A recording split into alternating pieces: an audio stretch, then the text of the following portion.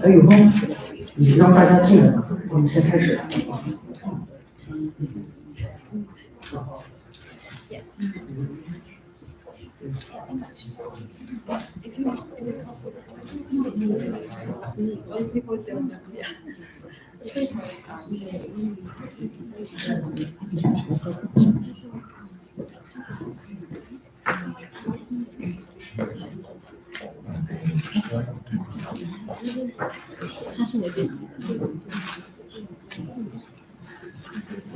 Okay, good afternoon, everybody. Yeah. And welcome to CastSD 2022 annual meeting. I'm Jerry May, the current president of CastSD.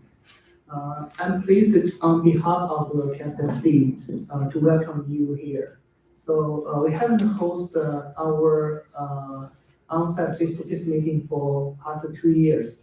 I'm glad to see so many friends coming. And this year, this auditorium has 300 seats. Actually, we have like 281 tickets was booked here.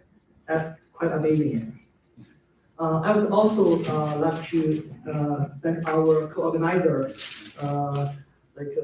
U.S. China Entrepreneur Association, and UC San Diego and San Diego State Chinese Student and Scholar Association and Huayan Zhazhi to make this event take place.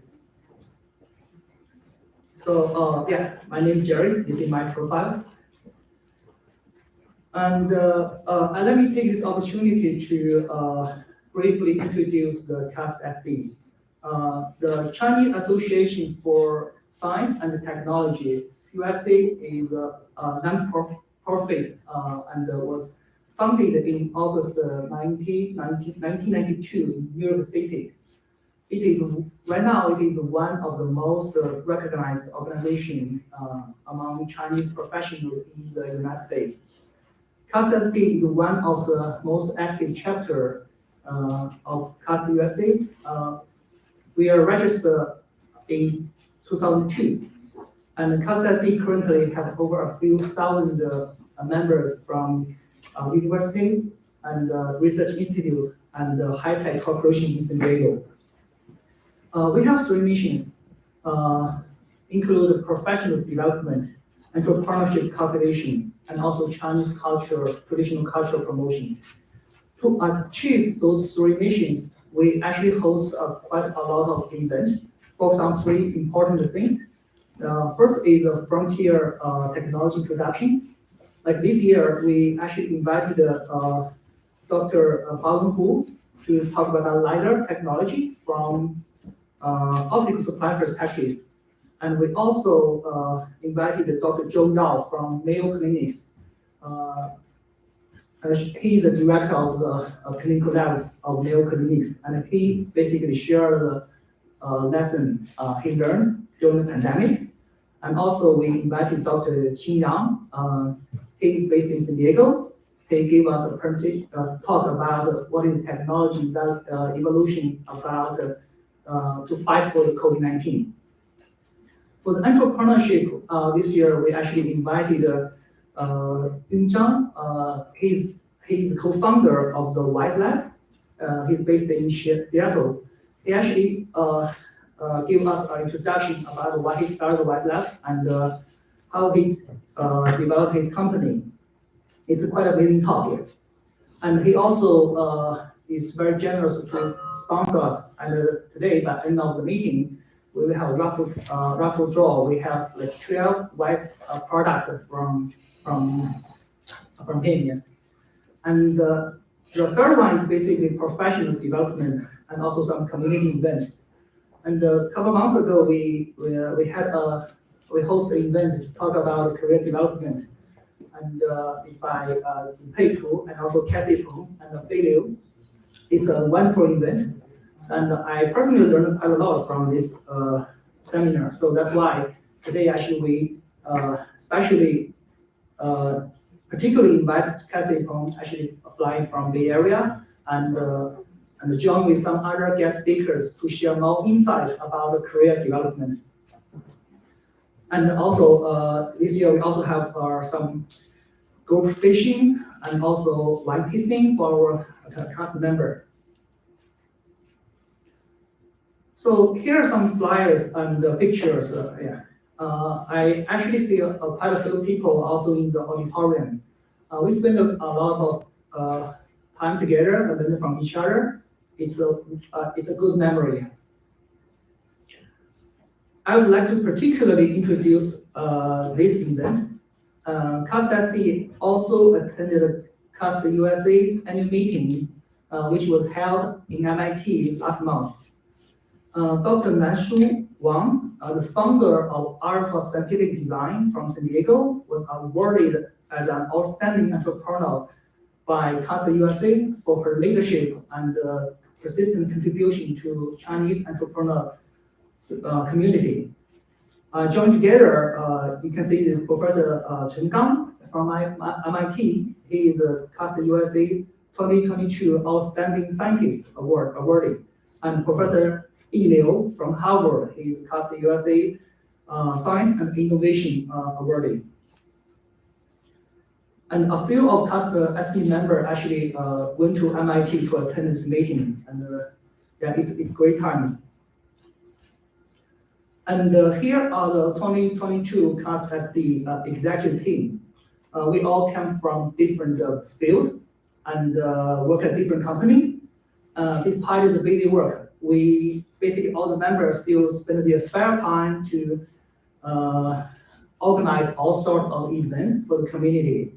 I'd like to take this opportunity to thank each of you. So we couldn't have it done without you. Also, if there's any friends interested to join the executive team, feel free to contact me.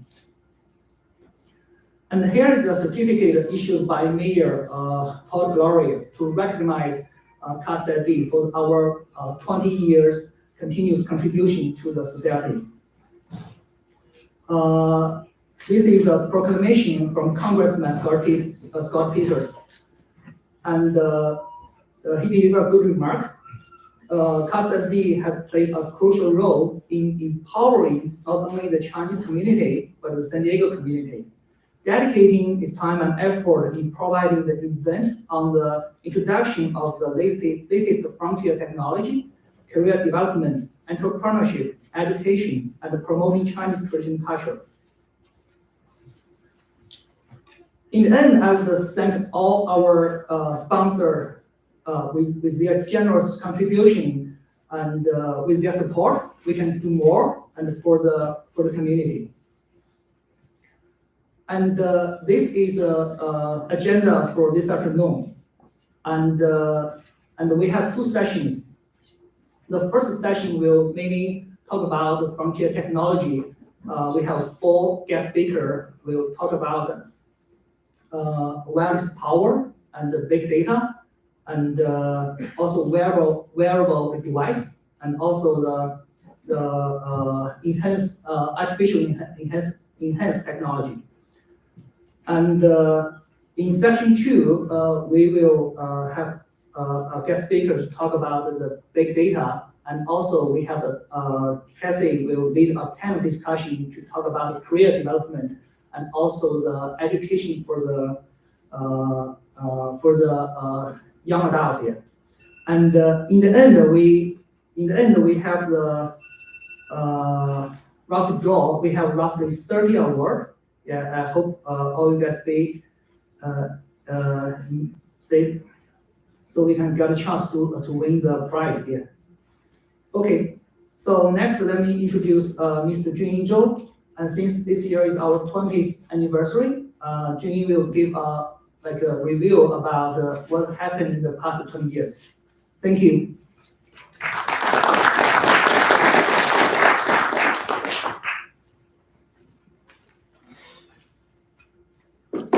各位科协的新朋老友，大家下午好！非常感谢今天下午大家抽时间来参加科协的年会。自从科协成立以来，已经走过了20年的道路，所以接下去我花几分钟的时间跟大家一起简单的回顾一下科协的20年。科协圣地亚哥分会是2002年在 UCSD 成立的。当初是由范娟博士、刘志祥博士等一群有志青年发起的。著名的商院院士冯远征教授参加了协会的成立仪式，并出任联谊顾问。大家如果熟悉 UCSD 的朋友都知道，学校的生物工程学校的生物工程的大楼是以冯教授的名义命名的。当初协会的宗旨是促进协会会员间的专业信息和专业知识的交流，协助在美华人在美的事业发展，以及为会员提供联谊交流的机会和场所等。由范娟博士出任第一任会长。本周协会的宗旨，分会每年都会邀请 UCSD 的专家教授和企业的高管做主题讲座，并且每年都会召集大家在社区公园举行一次烧烤聚餐活动，给会员们提供了很好的交流机会。2003年非典席卷中国的时候，科协圣地亚哥分会还与当地的兄弟协会一起举办题为 SARS 与抗病毒药物开发的专题报告。科协圣地亚哥分会的历任会长由范娟、刘志祥、何淑莲、蔡路凯、宋德强、施坚、陈海刚、黄小燕、周俊英。现任会长大家也看到的是梅泽博士。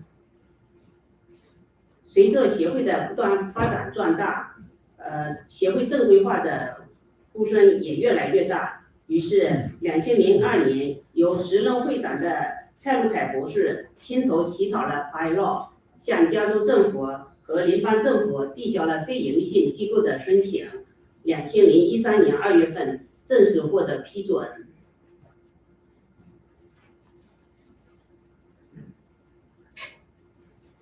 随着当初创业的大潮的盛起，2012年由施坚博士牵头与科商会一起成立了创业沙龙。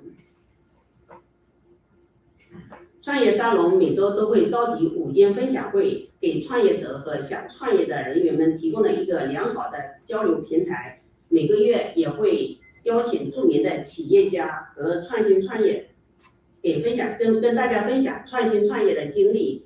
不少高科技人士从中得到了很好的启发，成立了自己的公司，开始了自己的创业之路。其中有一部分人也已经取得了非凡的成就。有几位今天也来到了我们的现场，大家在休息的时间可以跟他们亲自的交流一下。科协圣地亚哥分会不仅是创业家的摇篮，也是就业与职场发展的桥梁。所以每年我们都会邀请企业的高管与专业的职业经理人跟我们大家做一些职场方面的讲座，给会员们指点迷津。很多会员从中受益，在职场上得到了很好的发展。最近几年，我们也致力于培养我们的下一代，于是我们在2019年的年会上成立了科协青少年部。目前科协青少年部有5个项目比较活跃，他们是 Ordinance for Kids、CMACS、英语教学小组、Food Donation 小组以及环保小组。在下半场的后面，这5个小组的代表会给我们做一个简单的介绍。如果有感兴趣的家长可以给予关注。自从2014年开始，我们科协圣地亚哥分会每年都会举办一次年会。每年总会的10月份的年会，我们也会派代表参加。非常荣幸的，我们前任会长陈海丹博士2020年出任科协总会的会长。由我们分会提名的张海绵先生和王乃淑女士2021年和2022年分别获得了杰出企业家，由我们科协总会颁发的杰出企业家奖。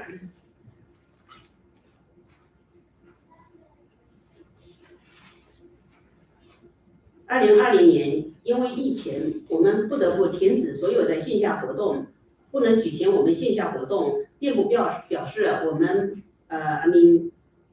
我们停止对社区的服务，我们把所有的活动都搬到了线上。每个月还会继续给会员们提供创业、职场、法律知识、健康教育等各方面的讲座。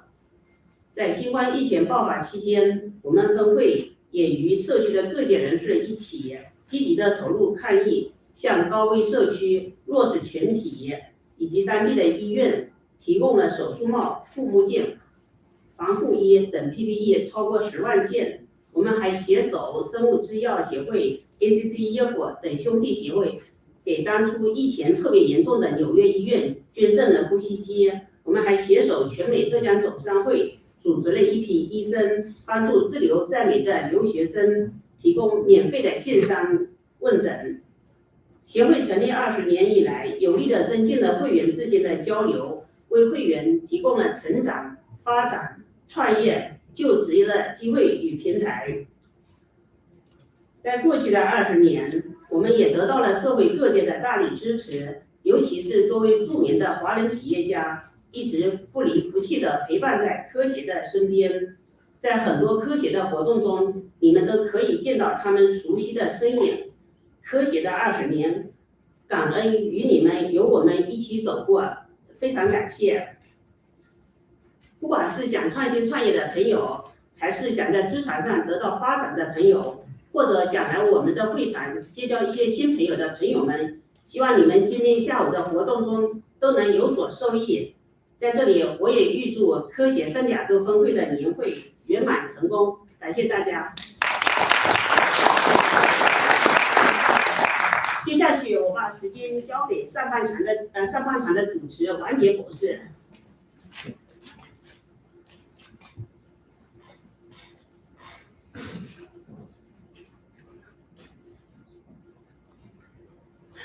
Good afternoon. Thank you to each and every one of you for being here with us today. I'm your host, Jane Wang, Director of CASSD. Before kicking off the seminar, I'd like to express my sincere gratitude to all our guest speakers for volunteering their time and effort to make this event possible. Let's give a round of applause for all our speakers. Thank you. We have a fantastic program this afternoon. Our first speaker is Dr. Chris Mee. Dr. Mee received his PhD from the University of Toronto in 2001, and then served as a faculty member at the University of Michigan, Dearborn, before joining San Diego State University as a professor in the Electrical and Computer Engineering Department. Dr. Mee has published 5 books, over 200 journal publications, and has over 20 issued and pending patents. Dr. Mee has won numerous awards. In 2022, Dr. Mee was named a distinguished professor, the highest honor given to an SDSU faculty member, and only one award is given every single year, truly outstanding. We're honored to have Dr. Mee here today to share his story on wireless power transfer from science fiction to reality. Ladies and gentlemen, please welcome Dr. Mee on stage.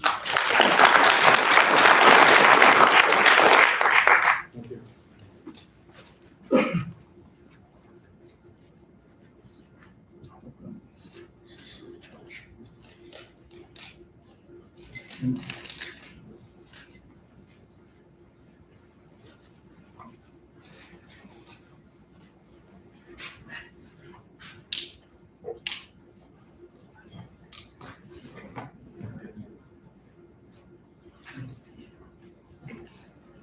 Okay, great. Well, thank you very much for the wonderful introduction.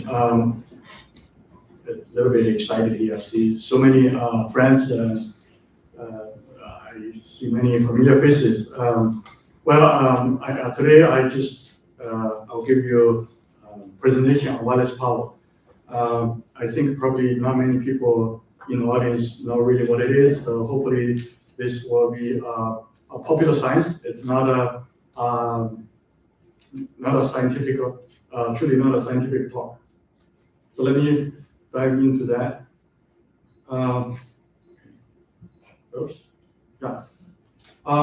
So before my talk, I wanted to ask my audience, how many people know what this device is? No idea? Well, that's good, because this is a pacemaker. The reason that I'm interested in this because just recently this summer I got a problem with my heart. Even though I look young, I look thin, I do exercise, I do good diets, but for whatever reason my heart has a problem. But I didn't need a pacemaker, but some people might need it at some point in their lifetime. You know, one of the issues with this pacemaker, the battery in the pacemaker only lasts a couple of years. When this device was invented in 1960, people with this device only survived for about 1 year. The earliest one was 11 months, 12 months, and now it started to grow to 2, 3 years, 5 years. Now people live probably say 10 to 20 years. But the battery doesn't last that long. What do you do then? And one thing you do, you recharge the chest and then replace the device or replace the battery. So about 10, 20 years ago, or maybe 15 years ago, I looked at this device and well, if you can really charge the battery inside the body, and you don't have to do an operation of the chest, so that would be really good. So around that same time, one of my postdoc, a very smart guy from Tsinghua University, worked with me for a couple of years, and we talk about this wireless charging and stuff, wireless power transport, and we look at, well, it's not a new concept. It has been there for 100 years, but why is it people don't use it? So then we look at it and we started to dig in more about it, and we found it was really fascinating. So that's why we started this program. And this is the principle of pacemaker is very simple. They put in the chest, they produce an electrical signal. So every time the heart beats, it injects an electrical signal to enhance the beats of the heart. So the weak heart will be able to pump enough blood to your body. And without this one, when the heart fails and people will live for very short period of time, sometimes can die right away. And in fact, I just had a very shocking news yesterday. One of my best friend and a truly mentor and a friend, Dr. Fei Peng. I don't know how many people know him. If you work in the automotive industry, you might know him. Professor at the University of Michigan, he died from heart attack just 2 days ago, and he was 61 years old. Very sad. But I thought this is an interesting area, really, to look at what is wireless power, why we do it, how we do it, what have been done, how do you do wireless power transfer, is it safe, what exactly the principle of wireless power transfer, and then look at what are the enabling technologies today that propel wireless power. And then at that point, I'm going to switch over to look at the potential applications of wireless power transfer. Truly interesting. And then that's what I have. Okay, so look at what is wireless power. Now, we all take technology for granted. If we go back around 30 years ago, how many people would have a cell phone? How many people had a cell phone 30 years ago? One or two, maybe nobody. The first cell phone I saw was around 1990, and that cell phone was so big they call it Dagada in China. Yeah, and my first cell phone, I got my first cell phone. That's a Motorola, this big with a tail on it. That was 2001. I got my first cell phone. And the only function was to dial somebody, call somebody, and I couldn't make long calls because it was very expensive. But today we all work on our phones, right? So how do we, how does a cell phone work? Really, it receives information, which is a signal in the air. We don't see it, we don't smell it, we don't touch it, but it's somewhere. So it goes to our phone, and we can make phone calls, we can send messages, we can read the internet, we can do a lot of stuff. I would doubt that anybody would live for a day without a cell phone. I couldn't live my life without a phone. But we have to charge our phone. So the wireless power principle is very similar to a phone. We want to have this transmitter, which we can use to transfer electrical power. And then we have receivers around the transmitter somewhere. It could be a cell phone, it could be a laptop, it could be, say, an electrical cooker, or it could be a drone, or it could be a large device like an electric vehicle, a ship, or satellite. So that is what it means we transfer wirelessly transfer power. So we transfer power without a cable, just like we transfer information today. But when that is said, why do we want wireless power? We know that the information technology has brought us a lot of good things, the convenience, things like that. But why do we need wireless power? I can find three things that are related to the importance of wireless power. The first one is safety. Especially when you think you charge your electric vehicle in the weather, not in San Diego, because I lived in Michigan for almost 20 years. And when the weather in the winter is really brutal, and the cable gets very rigid, it got ice, it got snow, and I was always worried that somebody might get an electrical shock because electrical leakage. So with wireless charging, we apparently don't have to worry about a long cable, somebody step on it, be caught or stolen, and so on. The second importance I can say is the convenience. And the picture I found on the internet is actually a real picture. It's not like, we don't see many wires in our neighborhood.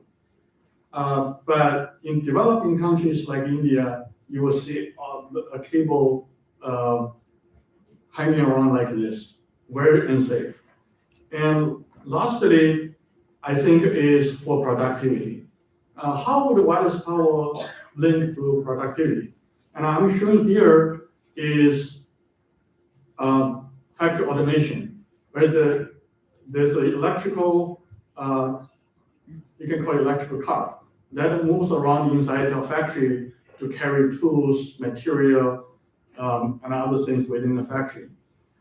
This type of electric vehicles, every charge will last about maybe 8 hours. So we have to recharge them. When we recharge it, we have to take them out of service. We charge it in a central depot for usually about 4 hours charging. So you can see that there's interruption for the production. On the other hand, you might say, okay, I just replace this one with another one fully charged vehicle. Yes, that can be done, but you need somebody to swap the vehicle. You have to invest twice as much money to have all those vehicles available, and there's interruption in the swapping process. So if you have wireless charging, we don't have to take these vehicles out of the charging. We simply charge them while they're working inside the factory, so that it will continuously work 24/7 non-stop. So you're going to reduce investment on the vehicles, you reduce manpower needed for the maintenance and charging, and you're going to increase the productivity. So that put together, I think will give you an idea why we want wireless charging. How do we do wireless charging? It depends on the power level. So for a medium power like this one, we're charging electric vehicle. The way we do is we design a transmitter. We put it on the surface, like in a garage, we put it on the floor, or in a public space, we'll bury them under the pavement. And then we have a receiver on the vehicle. When the car is parked on top of the transmitter, the device is activated and they start to transfer power. Once the battery is fully charged, they cut off the charging, so the transmitter will stop transmitting power. You can do this stationary, or we can do this in a dynamic fashion. In a dynamic charging, we can put the transmitters on the road. Each of them is going to transfer power when the vehicle is driving over the transmitter. For low power applications like a home appliance, consumer electronics, and so on, it's very simple. We simply build a transmitter, we put our receiver on top of the transmitter, and they're going to transfer power. Now, I mentioned earlier that wireless power has been there for 100 years. We can even go back to Nikola Tesla time, where he designed this very famous Tesla coil that he could use to transfer power. He was a believer that wireless power is possible one day, sooner or later. He did a lot of experiments. He even built a big tower. He wanted to transfer power over the space. Apparently, the technology at that time was not good enough to really build wireless transfer for commercial applications. Since that time, over the history for the past 100 years, a lot of experiments, a lot of research have been done.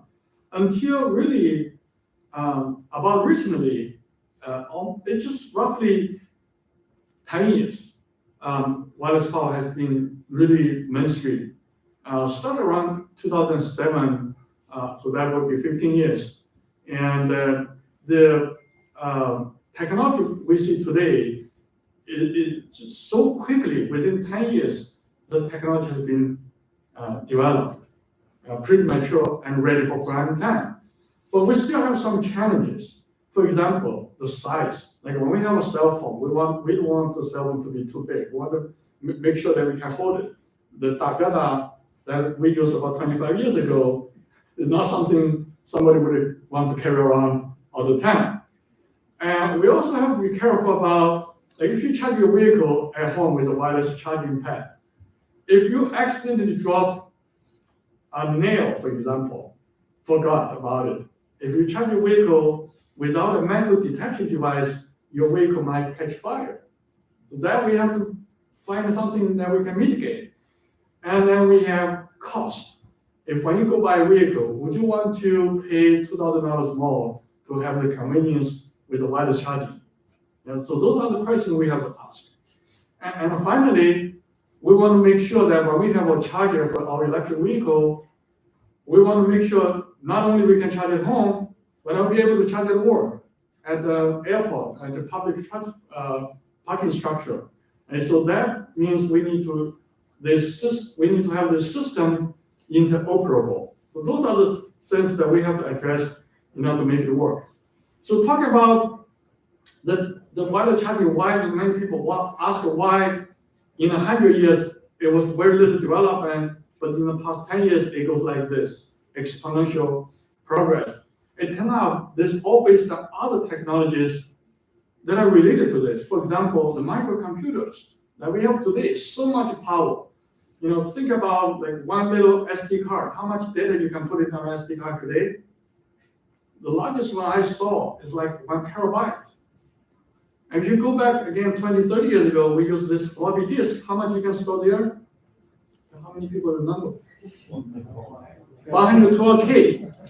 512K is 1K, 1 meg is 1,000K. 1 gig is 1,000 meg. And then 1 terabyte is 1,000 gigabytes. That's 10 to the 9, right? So it's a lot of progress made.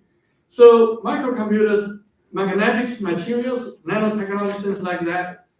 Leads wire, for example, it's a simple thing. Was not there 100 years ago. The control methods, and also in my area, is semiconductor devices. And finally, of course, the demand of users. Whether we go from electronics, from our washing machines, dryers, all those power tools, people want it. People want to be released from heavy like labor work, right? So all those things, convenience, safety, all that we need. So talk about wireless power. There are many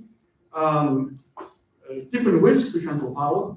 We can use electromagnetic induction. Basically, you generate an electromagnetic field, and you have metal or something that can receive power to transfer it to heat.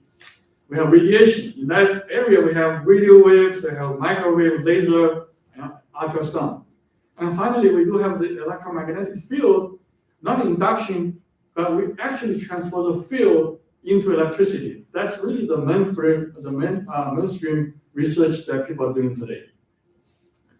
So in my research group, we started this research around 2009, but for a couple of years, we made very little progress. By 2013, eventually we come out with a very innovative circuit topology. Now the circuit is very simple, but come up with that circuit that can make the wireless power transfer practical is another thing. So the circuit that we designed in 2013 and will publish around 2015, and that circuit now is recommended by SAE, the Society of Automotive Engineers. In one of the standard, use this as a recommended circuit topology. So basically, we take the input from the wall, and then we convert them into DC, and then we convert them back into AC with high frequency, and then we go to the transmitter, and then we have a receiver, and then we have a rectifier, and we have battery charger controller. So those are the things that we do for the whole electric vehicle charger. But then we have inside between the transmitter and receiver, we have this very unique circuit where we can use this circuit to increase efficiency and also reduce the cost for this electric vehicle charging. So that is what we developed. And as I mentioned, this was recommended by SAE. So from that time, we've been able to work on different prototypes with a lot of enhancement. So we're able to increase efficiency from around 70 to 80% at that time. From other researchers, we're able to increase to around 95 to 96%. So that was a significant increase in the power, efficiency, and distance. We're able to transfer over roughly 400 millimeters of distance. And you can see the different power from 8 kilowatts to 4 kilowatts to 2 kilowatts, and efficiency went from 96% to 95% down to 2%.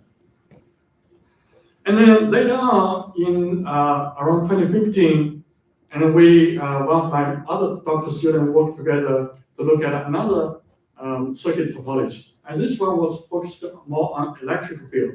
The previous one was more using magnetic fields. So this one is using electric field.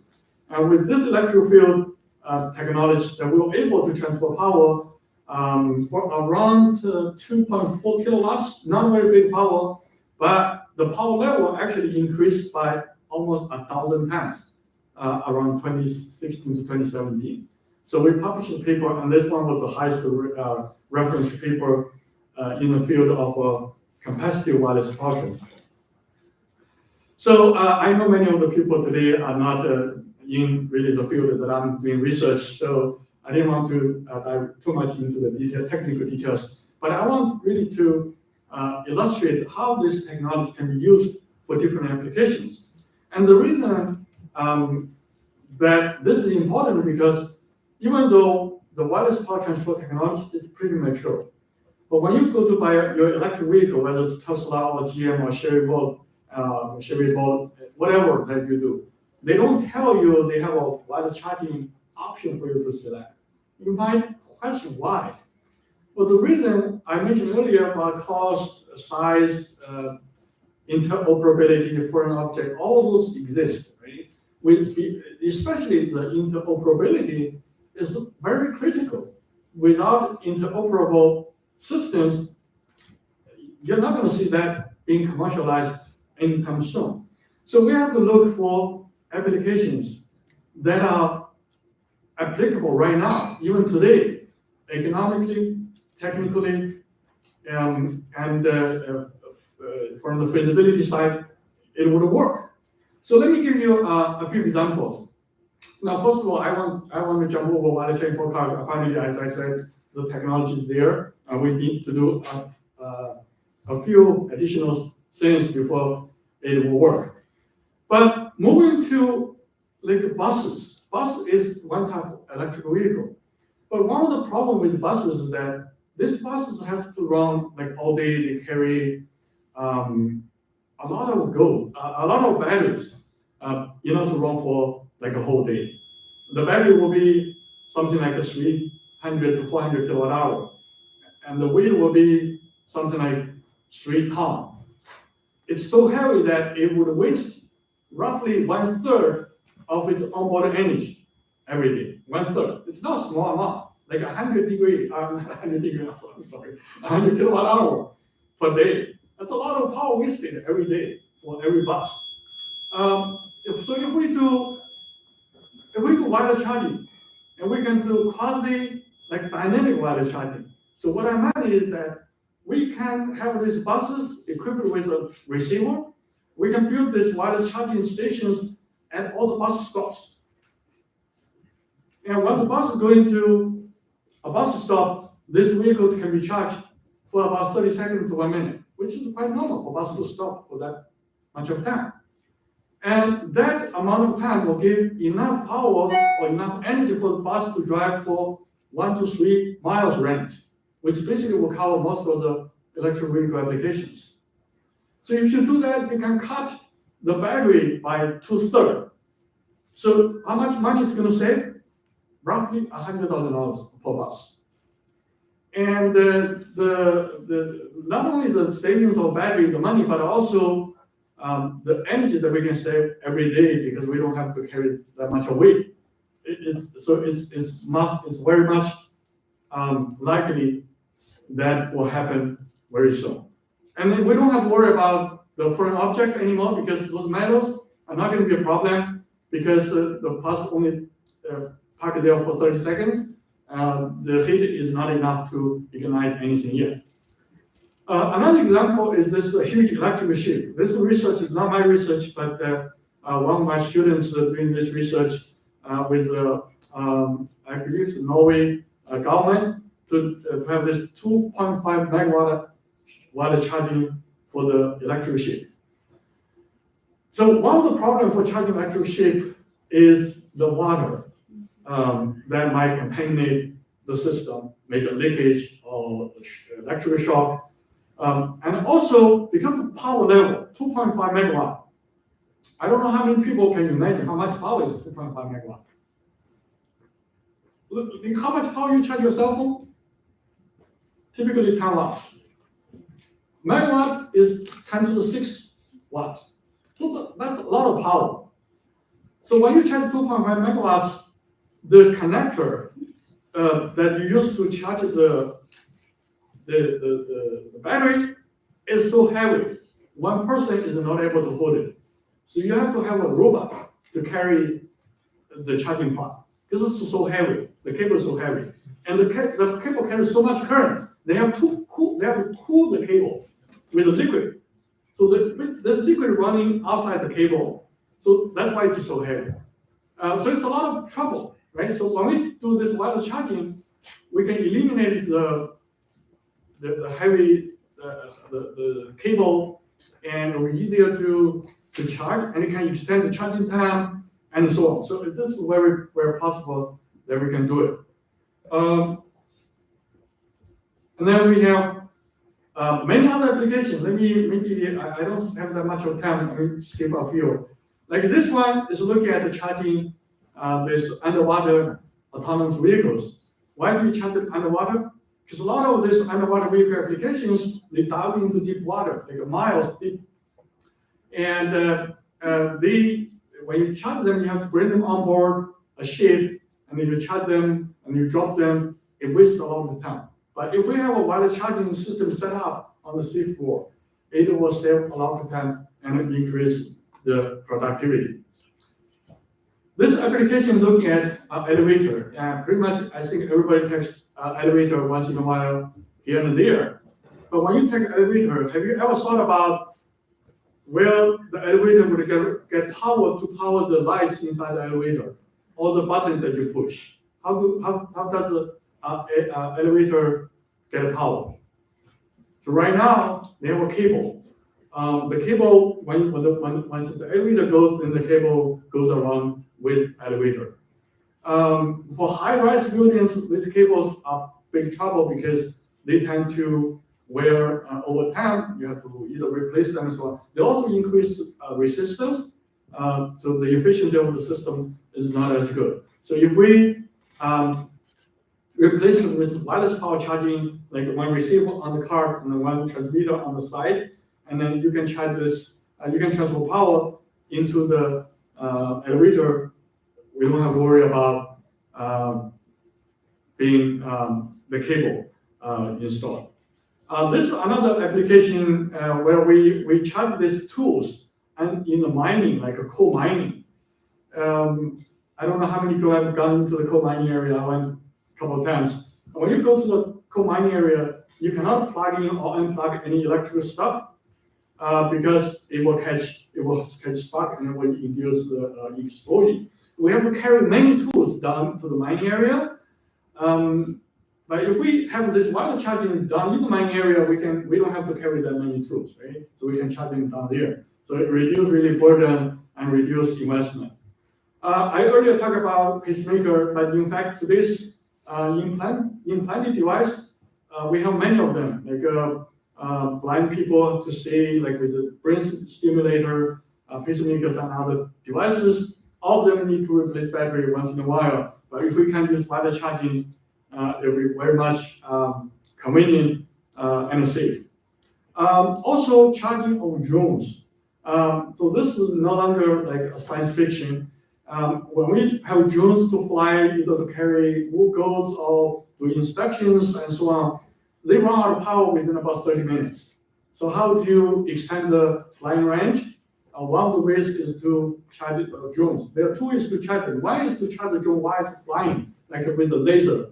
And the NASA is very much interested in charging drones with a laser beam. The other way to have drones land somewhere in the immediate place to charge them before they go to the next mission. And satellites too. And charging satellite devices or on the satellite, around the satellite is very difficult because nobody is there to plug anything in there. So when you have a little thing that goes around the satellite to do some work, they come back, they need to get power. How do you get power? They can land on the wireless charging pad on the satellite and they get charged and they go to other missions. And then also, we'll talk about sending power from space. We all know many people probably already have solar power installed on your roof. The problem with solar power is that we don't have it during rainy days, we don't have it at night. If we have this solar panel installed in space, they will have 24/7 capability to produce electricity. But the problem is that we don't have a way to get them down to the earth. So some people suggest that we can send this wireless power with like a laser type of beam, like a sunlight type of thing down to earth, and we can transfer them back to electricity, so that we'll have a lot of energy available from the sun. I just want to say a few things about safety, because if you look at the electrical field, this is many people are concerned. When you charge the power, is the electrical field is going to cause anything harmful? We have done a lot of simulations, both for the electric field and the magnetic field. We have found that as long as you don't sit on the pad, on the charging device, it's okay. But when you sit on the device, your car won't be able to be charged. So it's okay, right? And inside the car, when you sit inside the car, okay, fine, no problem. So when the next day, in the future, you go with your significant other for shopping, somebody wants to shop, somebody can still sit in the car, do your work, and get your vehicle charged. No problem, don't worry about it. But of course, I mentioned about you don't sit on the pad, but it's possible that a small animal will go sit there because he or she's going to get warm. And that's something we have to be careful, because that magnetic field can kill the animal. So we have to have what we call a device detection, or animal detection device to go with the wireless power system. Now, if you happen to drop any metal on the charging pad, your pad will heat up the metal device because of the magnetic field. And this is going to be very dangerous, because we did experiment. Within 30 minutes, it's going to ignite either paper, plastic, or any like leaves, any ignitable devices. So that's the kind of thing that we have to deal with before the wireless charging can be really become with us everyday life. I'm right now working at SDSU, working on a few other things. So one of the other things that I work is on battery management system for electric vehicles. So we look at how to make batteries safer. So that's one of the main research I do. And another thing that I do is to design this vertical takeoff and vertical landing airplanes to this NASA-funded project. The reason we do vertical landing, vertical takeoff electric airplane, because in fact, the military already have this jet planes that can take off vertically and landing vertically and fly very fast speed, like 500-600 miles per hour. But the problem is that they cannot be used for civil applications because they are very expensive and they need a very big space to very noisy and so on. So the electric airplanes are smaller, but they are faster than helicopters. Helicopters fly about 150 miles per hour, maybe 200, but these airplanes can fly 300 to 500 miles per hour, and they can carry like 4 people, 6 people, and some medical equipment, emergencies, patient transport, organ transplant, all the kind of stuff between different hospitals. So this is very, very real. So this is one of the research that I do. Another very important project I do today is to look at what we do with the electrical battery when the electric vehicle is no longer able to provide the kind of performance the drivers want. So we take the battery, put them in a storage application, and they can last for another 10 to 15 years. This energy storage system will be able to, for business, for example, they can help to provide energy savings and also cost savings for the electric system. These are the books that mentioned earlier that I published. And also, if any of you are interested in wireless power, let's talk about it. And also, there's a YouTube channel with all the lectures available. And also, there is a wireless power transport conference and expo next year in San Diego in June. So if you want to learn more about it, there's a resource available. So finally, I think I'm over time, but just wireless power has been there for 100 years. They are enabling technology for many applications. It's technology is still evolving, but mostly it's the commercialization now for the past couple of years. But don't think that someday we're going to be able to eliminate all cables. That's not going to happen. But Tesla had this dream. He wanted to send power over this tower, over space, and then everybody can receive power with the device. That's not going to happen. But maybe one day we'll be able to receive power from space, like from solar generation. We don't know. So something will happen possibly in the near future. With that, I want to thank you all for your attention.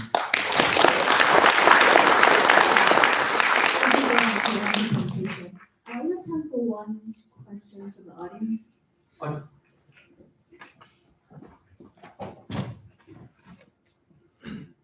I definitely thank you for your lecture. And I would think there are some issues related with the application of this wireless charging. One is safety. Yes. One is the energy loss due to the transmission, and another is the cost. So we have to address all these factors before it's become wide applicable. But I believe there is some specific field that you can pioneer and make it available. I would also like to know, is there any standardization in the industry or governmental related agency that the regulation of this industry? Yeah, thank you. Good question. Yes, for the wireless power nowadays is currently looking at different power levels. That's how people look at it. So for consumer electronics, which is defined roughly in the watts to tens of watts range, there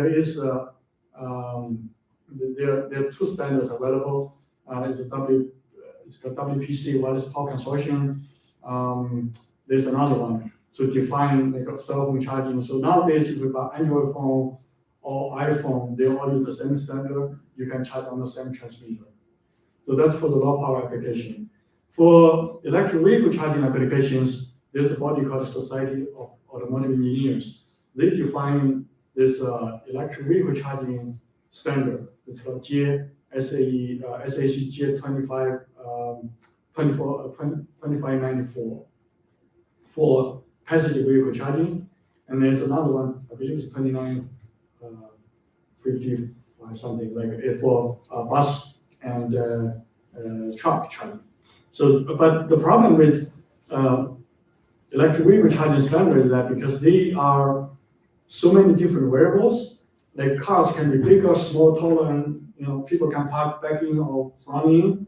So they have, not only they have to define the communication, but they also have to define the shape of the transmitter, the type of the transmitter, and then the location of the transmitter, all that kind of stuff. So it's very difficult, even though there is a standard available, but it does not define all the parameters that are needed for near-term commercialization. And then for others, like I mentioned about long-distance transmission, like laser typing, within meters or miles of wireless power, there's no standard yet. The Microwave Society of the IEEE is working on that. But because there's so many unknowns, the standard is not there yet. Okay, thank you all. Please sit on stage and have a look. Oh, really? Okay.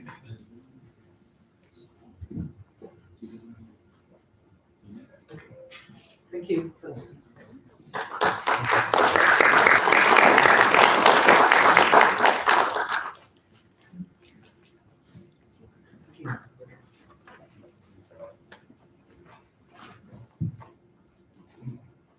Okay, our next speaker is Dr. Ricardo Rosado Davila.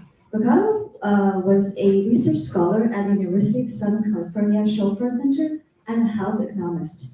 He currently serves as the Chief Evaluation Officer for San Diego County's Office of Evaluation, Performance, and Analytics. Prior, he led the data science team at the LA County Department of Public Health. He received his PhD from Frederick S. Pardee Rank Graduate School in Santa Monica, California. a master's in economics from University of Texas. Ricardo is going to show us how he used data-driven decision-making to make San Diego County better. Without further ado, Dr. Casado.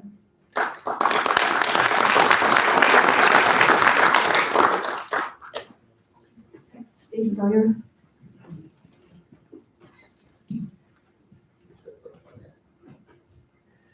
Hi, good afternoon. I'm glad Dr. Mee presented in English because, as you can imagine, I don't speak Mandarin. I didn't want to be the only one presenting in English. Thank you, Jane, for the introduction. She said I'm Ricardo Basurto Davila. I'm the Chief Evaluation Officer of the County of San Diego. I'm thankful for the invitation. Hopefully you'll find my presentation of interest. It's a little bit different, actually very different topic from Dr. Mee's, but it's something I'm passionate about on how we can use data to make better decisions, and in particular in the government. I'm relatively new to San Diego County. I've lived here 6 months. I imagine most of you live here, but this is still useful information to me, just if anything to put some things into context. San Diego County has a population of 3.3 million people. There are 18 cities within the boundaries of the county. We are the second most populous county in California. Obviously, Los Angeles County is the first. But we're also, I was surprised to learn that we're the fifth most populous county in the United States. Our GDP is $256 billion. And if we were a country, that would place us as roughly the 40th largest GDP in the world, just between Finland and Chile. So yeah, it's definitely not a small economy or a populated area by any means. Now the government, you may be less familiar with the county government, especially because most people, when they think of San Diego, they usually think about the city, and sometimes we have trouble differentiating what does the city do, what does the county do. The county government has 40 departments. I do have a list of that structure that I can share with you towards the end if there's interest. And we have a budget of $7.4 billion. We have roughly 20,000 employees, which make us the third largest employer in the county. Now, the key thing about governments, particularly county governments, at least in California, is that we have a lot of data. And just to give you some examples, county governments are responsible for gathering data on all births in the county, all debts in the county, local taxes. Obviously, we collect taxes, sales taxes, property taxes, then we send them up to the state and distribute it, and this information goes to all kinds of places, but it's initially first collected in the state. We also do restaurant inspections. If you ever go to a restaurant and you see the alert rates, I think in San Diego is the same as in Los Angeles County, you do the A, B, C, D. County governments are the ones doing those inspections, and we collect that data. And there's a lot of detail behind that data because the A or the B, there's a lot of information behind them, and it's historical data that can also eventually be used to predict the risk of food safety violations. We do other kinds of inspections, pesticide inspections, pool inspections, all kinds of other inspections that are done by the government, by county government, and that data is also collected in our data systems. Public benefit programs. Individuals are enrolled in Medi-Cal, the public healthcare system, in CalWorks, a system to provide job support, CalFresh, food assistance, General Relief, is income support for vulnerable populations, or all kinds of other public benefit programs. County governments in California, at least, are usually responsible for managing those programs, and we also have that data. The Sheriff's Department is a county department.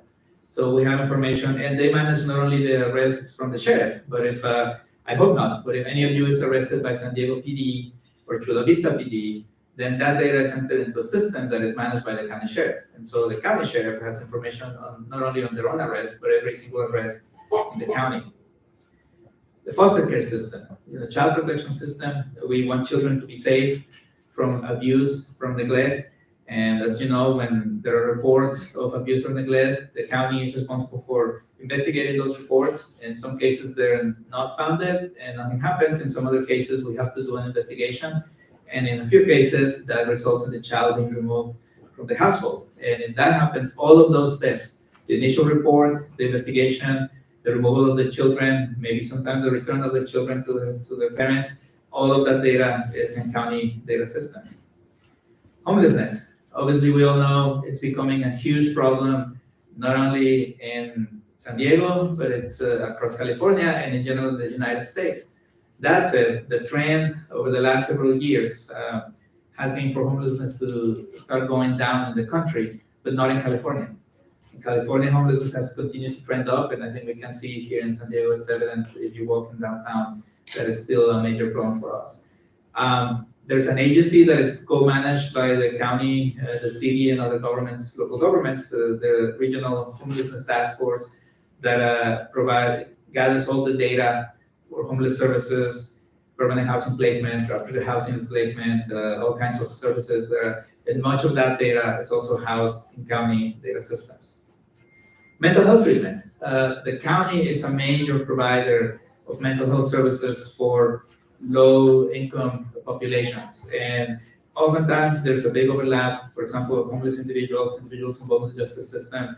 The county manages the provision of mental health services, substance use treatment for those populations. So we also have a lot of that data, electronic health records, diagnosis, types of services received, dates of those services, hospitalizations to psychiatric facilities. All of that data is held in the county government. County fire. There's a county fire department that responds to a lot of the fires that are becoming increasingly common in California, Southern California in particular. And the data from all those responses to those fires, the GIS information, the duration of the fires, the intensity of the fires, how quickly they were put out, all of that data is available in the county fire department data system. Building permits. If you want to build a new house, a new warehouse, any kind of new facility in the county, we have that data. Our Department of Planning Services is responsible for giving those permits and keeping that data. A lot of GIS information there. Elections. We organize the elections. Those of you who voted in the last week's elections, the elections are organized by the county government, and the data from the elections, not only the vote, but much of the data is also held in county data systems. These are only some examples. There's a lot more. I'm relatively new to my job. I've been in the county in San Diego only for 6 months. So this is some of the data that I know we have. I'm sure there's a lot more data that I don't know, but that we do have. Like I told you, we have 40 departments. All of this data that I'm showing here, probably not even 10, 15 departments that have this data. There's a lot more that we have that I'm just becoming familiar with. The other issues are problems and complex. I know several of you work in private sector. I don't want to minimize the complexity of your job, achieving the goals of your enterprise. But I do have to say, compared to the complexity of government, where our decisions are multidimensional, you can see here just some of the objectives that we have, and there are many, many, many, many more other than this. But we have to worry about reducing crime. We have to worry about increasing tourism. We have to treat mental health problems, like I said, for a good chunk of the population of the county. We worry about reducing emissions, climate change, the regional decarbonization effort. All of those are county efforts. They're led by the county.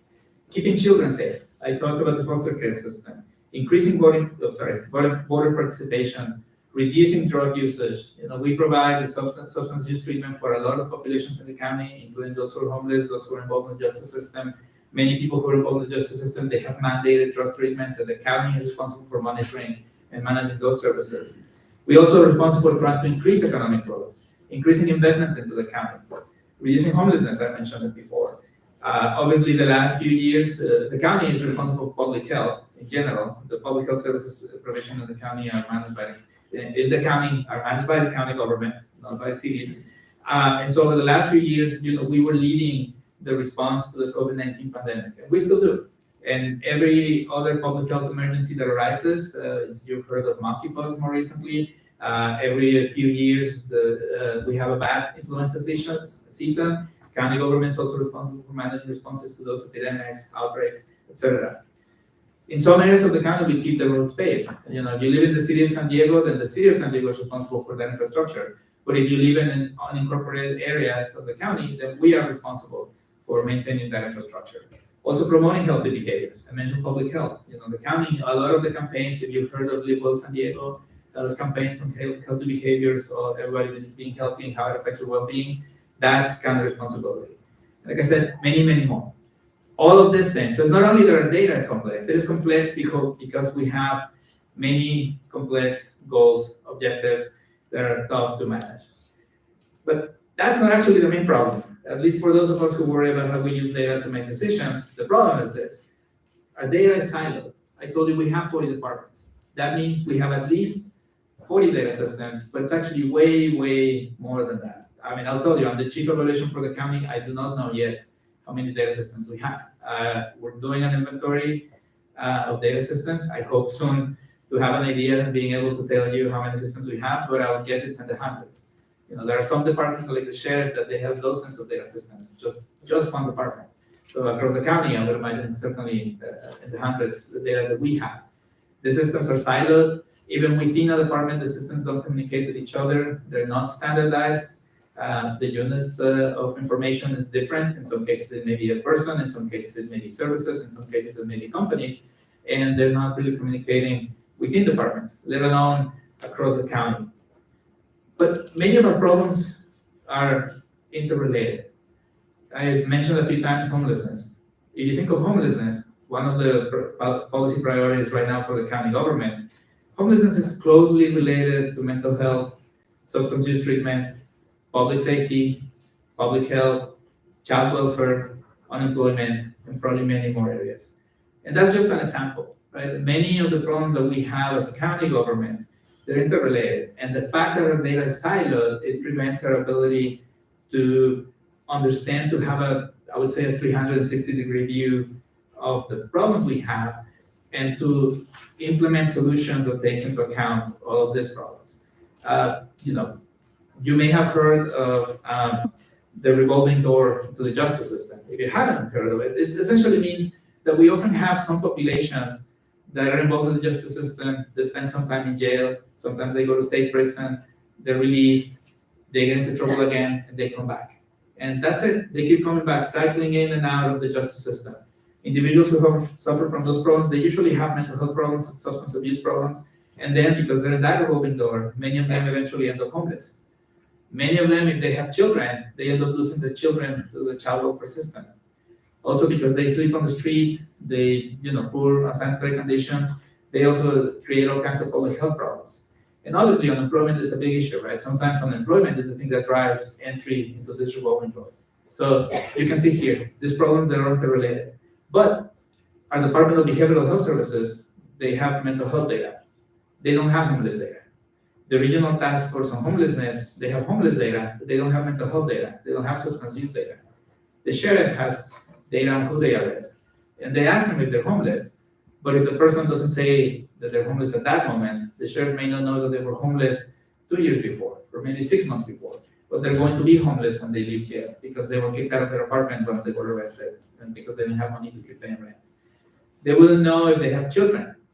And a lot of times it's mental health problems or substance use problems that cause the person to lose their kids.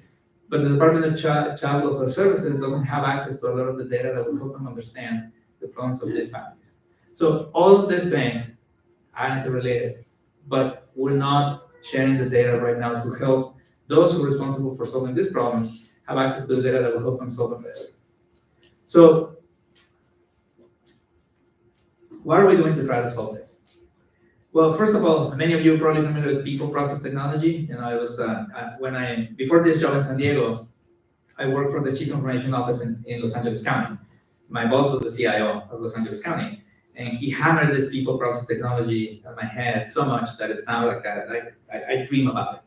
So in terms of what we're doing regarding people, one of the issues that I found when I first came to work for the County of San Diego is that we didn't have good job positions for data analysts. Everybody keeps talking about evidence-based decision-making, data-driven decision-making, big data in government, but then we didn't have good jobs. That was it. There was only one position. It was called Operations Research Analyst that was available for every department in the county. And Operations Research Analyst, as the name implies, is really focused on operations. It's important, very important, but doesn't cover the whole range of decisions that we have to make. So one of the first things I did is work on creating 3 new positions: data analyst, senior data analyst, and principal data analyst. Those 3 positions are now available for every department in the county since the end of August. And now the next budget cycle, I hope that, and I know that already a few departments are working on hiring those new positions, and I hope that many, many more are going to continue doing so. At least I know that my office, the Office of Evaluation, Performance, and Analytics, we're certainly going to be using those positions to recruit. Because we want to get people with the right skills who are capable of analyzing data, helping us address these issues, managing data, linking data, creating the right data structures, the right systems, bringing the right technology to the county. We want those people to have a pathway to not only be hired by the county and spend a few years, but also to have a career within the county. Now, if you were an operations research analyst after 5 years, there was no more growth, and either you promoted to a management position where you wouldn't be working with any data at all, or you left the county. Now, these 3 new positions create a decade, maybe 15 years for somebody to keep growing and have a career within the county, and then decide if they want to grow into management or some other functions.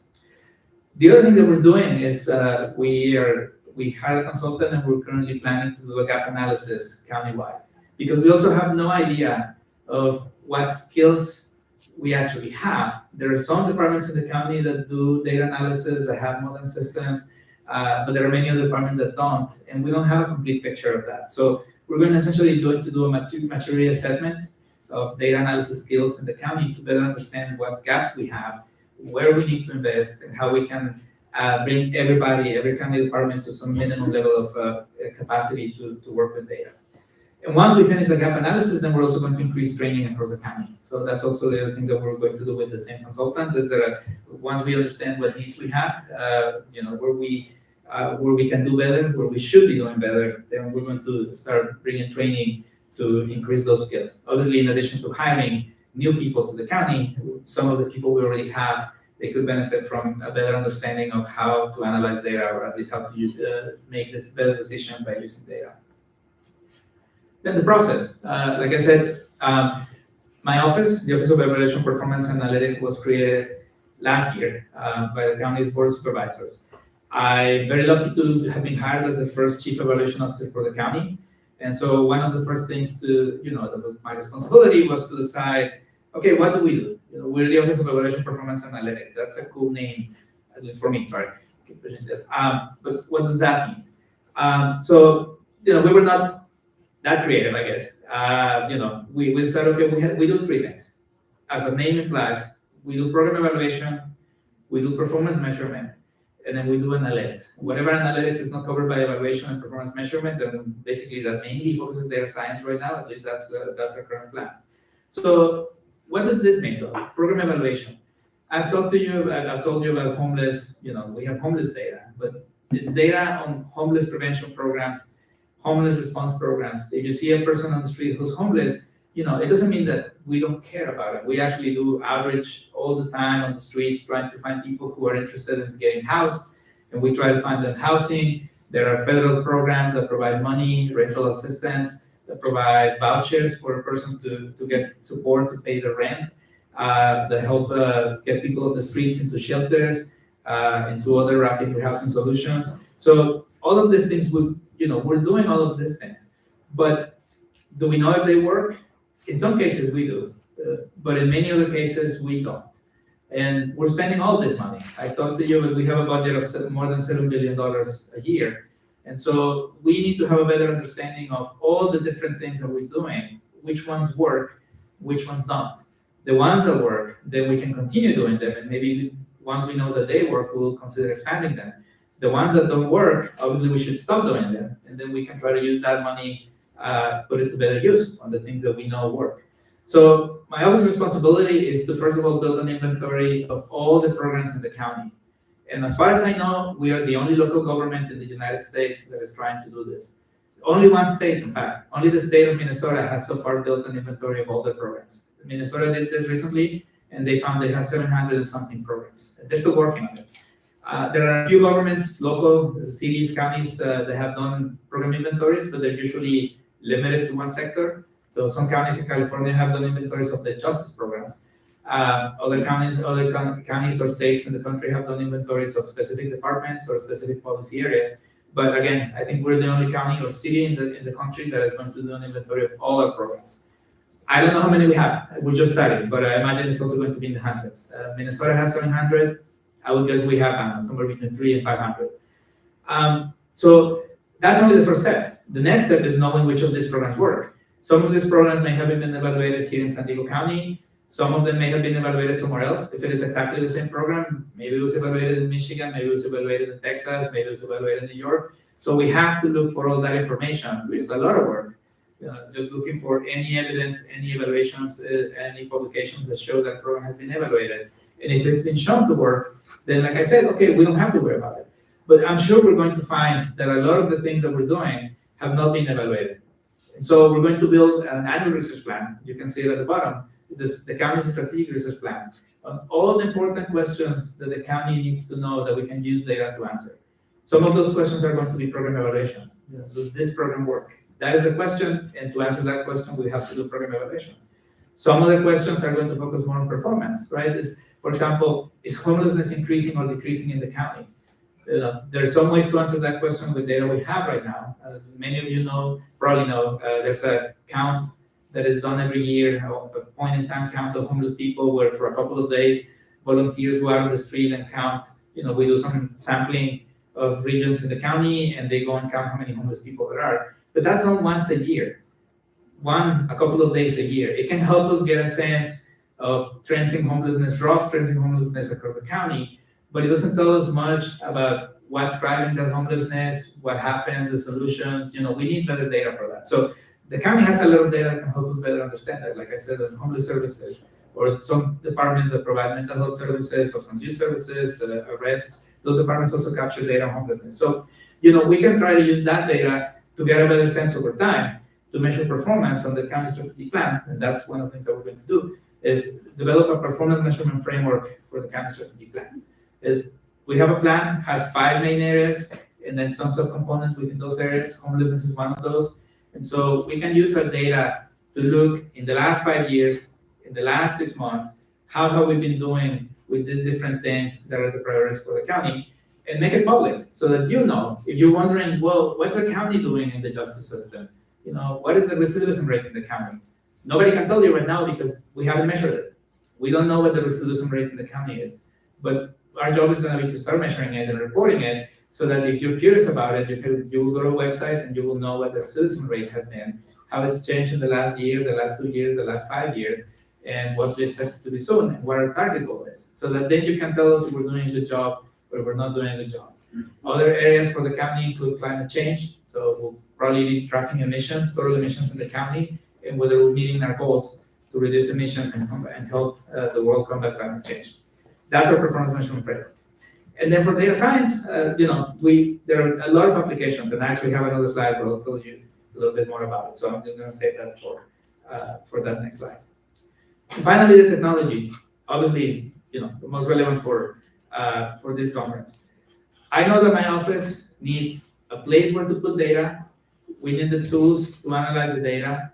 We're going to have data from many departments, so we also need a way to integrate the data, right? If we know that a person was arrested, and we need to be able, if that's the same person who's getting mental health services or who got mental health treatment or substance use treatment 3 years ago, if that person has had any children taken away by the foster care system, or if that person has experienced homelessness. So all of these things, we need to be able to integrate the data across many county systems, whichever makes sense for the work of our office. And then we need collaboration tools. My office, I'm lucky that we have a good number of staff that are going to be hired in our office, but we still cannot do everything. There are many good universities here, UCSD, USD, SDSU, and many more. We need to start working and establishing collaborations with those universities so that they can help us do some of these evaluations, do some of this analysis. So we need collaboration tools so that we can safely, legally, maintaining confidentiality, but work with them so they can access the data for specific purposes that we consider to be valuable to work with them. So all of these investments in technology, we're just starting to work with them. I'm sure many of you are familiar with Gartner. We're just engaging Gartner, the consultants, to help us understand what the data technology strategy should be for our office. But I want our office to lead by example so that eventually others in the county, other departments will see we can do better with technology, we can improve our investments and be better able to use data to make better decisions. These are just a few examples of the use cases for our office. I talked about program evaluation. Recently, just a couple of months ago, the county approved a new program that is going to give cash transfers for families who are at risk of losing their housing, for experiencing a housing crisis. And so this program, we still have to figure out the details, but for families who are experiencing a crisis, if they're eligible for the program, we're going to give them perhaps $4,000, a lump sum payment of $4,000 so they can try to address whatever problems they're having. And the idea is to prevent homelessness, right? The idea is we're helping them before they're homeless, and preventing homelessness, it makes it easier and it will prevent a lot of the problems that I told you before that people who experience homelessness, they go through, then hopefully we can prevent all of those problems, not only homelessness. So it's a great idea, right? I'm glad the county approved this, but we want to know if it works. So this program is going to start sometime next year, and we're working really hard right now to build a design, an evaluation design. It's going to be probably a randomized control trial. We don't know yet, but it may be a randomized control trial so that we can, in a couple of years, with a good degree of certainty, we can say if it worked. And if it worked, then we can try to find more money to expand the program, but to continue implementing it. And if it doesn't work, then, well, at least then we know, and we don't try to do it anymore, right? That's the whole point of my office to exist. So that's one use case for program evaluation. We have a few actually more like this. Right now we're working on 3 randomized trials. This is the latest one that was just approved by the county. I told you about the performance measurement framework for the county strategic plan. That's what our performance branch is focusing on right now. Again, we want to gather data from across many different systems that allows us to track how we're doing in achieving the goals of the strategic plan. Because I have to say, we're not the only ones. As far as I know, most governments in California, county governments in California, if you ask us, okay, what's your strategic plan? These are our goals in the strategic plan. How are you doing with them? Most of us cannot answer that question. We can give you some qualitative information. Well, we implemented this program and we're spending money on this and we have this many people who are receiving these services, but we cannot really tell you how we're doing over time. Okay, what did we achieve last year? What are we achieving this year? What are our goals for next year? We don't have that. So we're going to work really hard to address that gap and collect that data and create a dashboard that you can all access, and we'll have that information so that we can bring transparency to how we're doing in achieving the goals of the strategic plan. And then data science. This is the more exciting part for me because it's still not very common in government, especially not local governments. Just a few weeks ago, I believe it was 3 weeks ago, the county approved a new program. It's called the Homeless Prevention Program.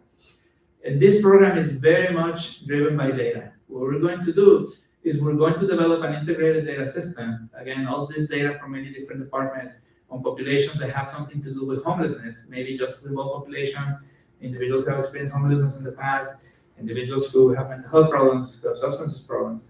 We're going to link all of this data, and we're going to build a predictive analytics model. So we're going to use machine learning for this to try to predict who is at high risk of experiencing homelessness in the future. This is something that I gotta say, I'm very excited that we're doing it, but we're not the first ones who thought about this. Los Angeles County is doing this. There's a very nice article in Los Angeles Times that talks about one person who got a visit from county social workers that told them, we have reason to believe that you're at risk of experiencing homelessness. We are here to try to help you. We have these services, these programs. And she actually started crying, like, how did you know? It's like, I don't remember the exact situation, but maybe she had lost her job, or she was just at risk of eviction. I don't remember details. But before she even came and looked for help, Los Angeles County was already aware that she needed help, and they went and looked for her. We're going to try to do the same thing here in San Diego County. And this is where, the big data applies, data from many departments, data systems that have several years of historical data that we're going to try to put it for good use, to try to identify individuals who are at risk of homelessness, and then go and help them before they actually just, at the immediacy of losing their housing. So that's all I have for you. Thank you. I hope this was helpful. You have my email address on the screen. If you have any questions, curious to get in touch for whatever reason. And also, I mentioned at the beginning, we have 40 departments, so figure it might be helpful if for those of you who are curious what those departments are. This is the organizational structure of the county's government. We're divided in 4 groups: public safety, land use and environment, finance and general government, and the health and human services group. And these are the 40 departments. Depending on how you count it, there are somewhere between 39 and 44 departments, but I just say there are 40 in the county. Again, thank you so much for the invitation. I'm sure we're all looking forward to seeing the data coming out of these programs. Any questions from the audience?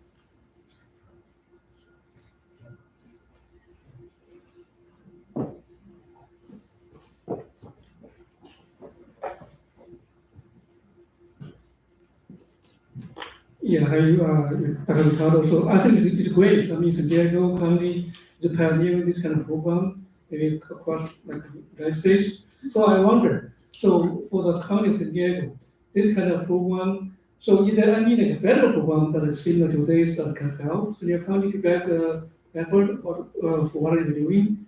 So also said San Diego County have like $7 billion of the budget, annual budget for this kind of technology building program. What kind of budget are allocated for this kind of program? Sorry, I didn't quite catch the question. First question is, for San Diego County have this kind of a leading program, right? Is there any federal program that is similar to this? I mean, so we now have like federal, state, and county, right? Mhm. So I would think, I mean, the federal government has already done something about this for like the homeless, for like a land program, how to use it, I mean, all the stuff, right? I think the federal program is already done that. So can we maybe borrow some federal program, how they have been done in the past to benefit what you are needing? So the other one is that, say, San Diego County have $7 billion of budget, so how much are allocated for technology building and this kind of program for your purpose? The first question, if I understood correctly, there are 2 areas of overlap between federal and state government and county governments. The first one is like you said, the programs, right? Some of our programs, they're actually mandated by the federal government, so we don't even have a choice on whether we do something or not. The federal government tells us, you have to do this, and then they give us money to do it. A good chunk of our money, the $70 billion budget, a good chunk of it comes from the federal government, and some other parts come from the state government, and then the rest is from local revenue from sales and property taxes. So yes, there's a lot of overlap with the federal government in terms of the programs, the things that we do, and they've done a lot of evaluations. I mean, I don't want to paint the picture that we have no clue if everything we do works. It's not quite that bad. A lot of federal mandated programs, they have been evaluated, they're evidence-based, but there are many other cases where the federal government gives us money, and we have the discretion, we can make the decision of what to do with that money. And we do something different, right? It's not exactly the same thing that everybody else has been doing. That's where I think we need to, we cannot rely on the federal government from their lessons learned, but we are the ones who have to take the initiative and evaluate our programs.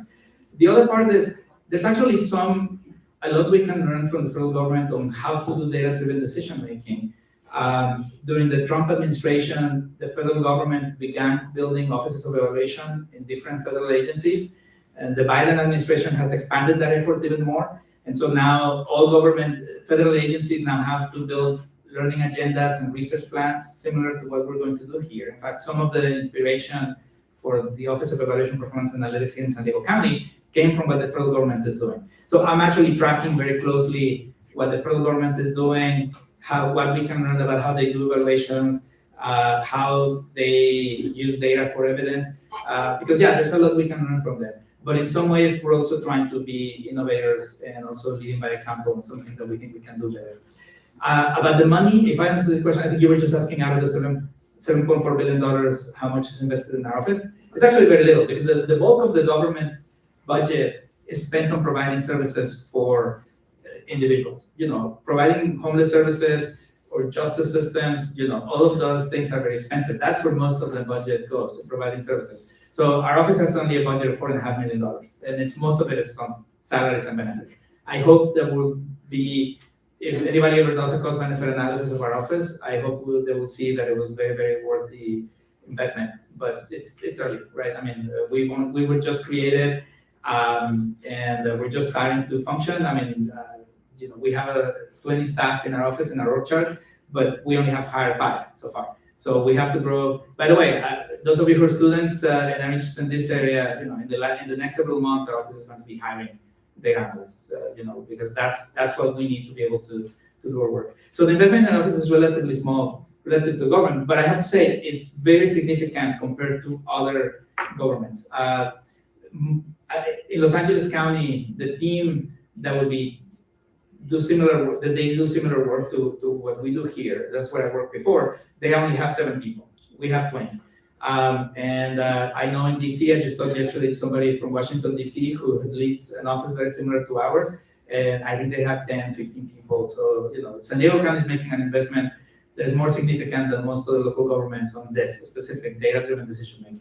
So for that, I think we're lucky to live in a government, in a county with a government that is so progressive, so focused on really moving us forward with this.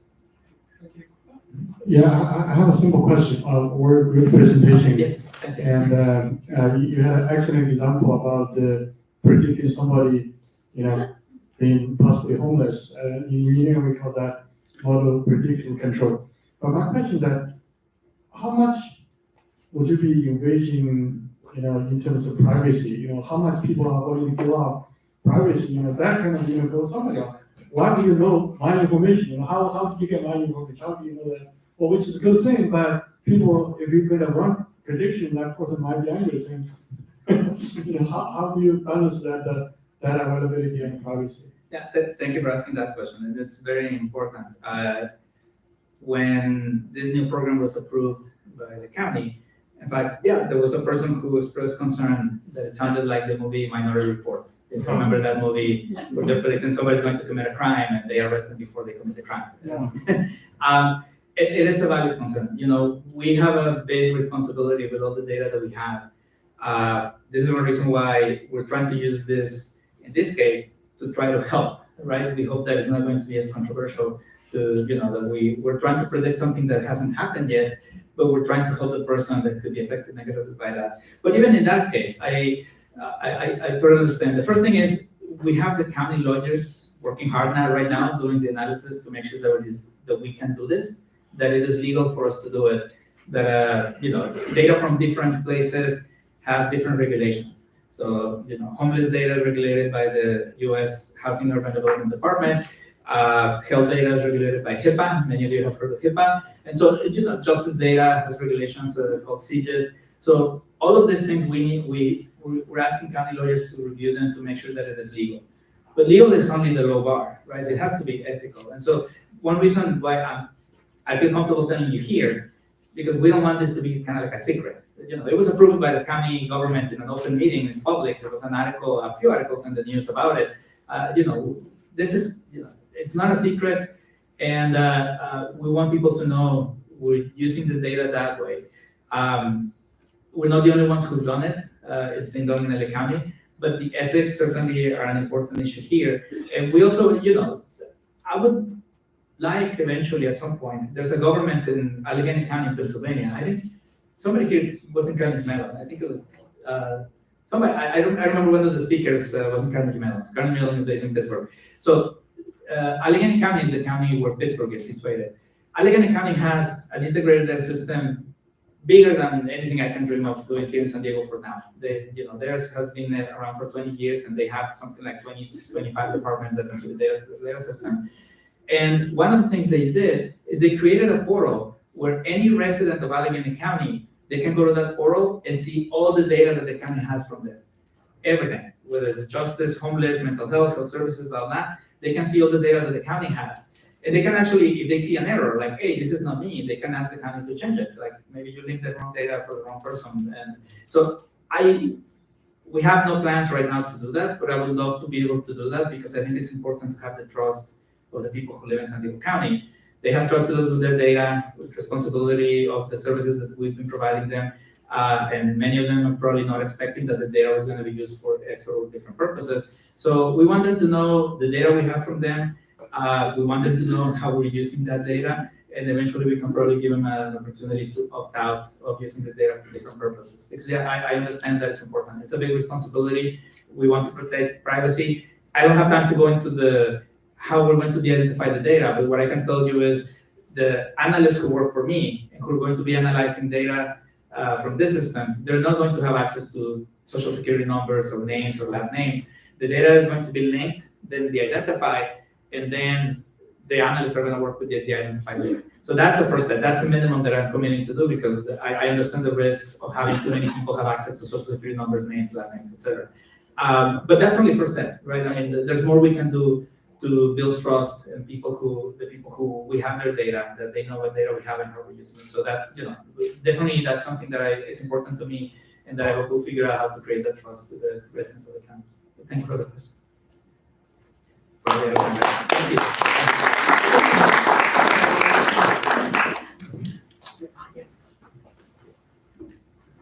Thank you for. Thanks.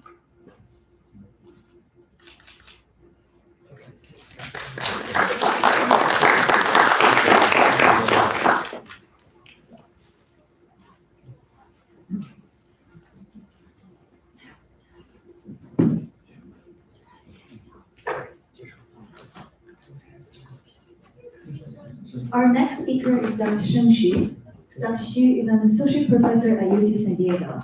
He received his Bachelor of Science degree in Beijing University and PhD from Georgia Institute of Technology, followed by postdoctoral studies at the University of Illinois at Urbana-Champaign. He's interested in developing new materials and fabrication strategies for flexible health monitoring and energy harvesting devices. His research has been presented to the U.S. Congress as a testimony of the importance and impact of NIH. Dr. Xu has been recognized by many awards and honors, including MIT Technology Review 35 Innovators Under 35, and the prestigious Materials Research Society Outstanding Early Career Investigator Award. Dr. Xu is the 34th awardee since this award inception in 1991. Dr. Xu will showcase his study on how to utilize the room under our skin from a wearable perspective. Dr. Xu. Oh, sorry. We anybody carry the USB-C adapter? USB adapter for the Apple Mac. Unfortunately, there's no. Yeah. You can have one. Okay. Fantastic. Yeah. Sorry about that. Sorry about that.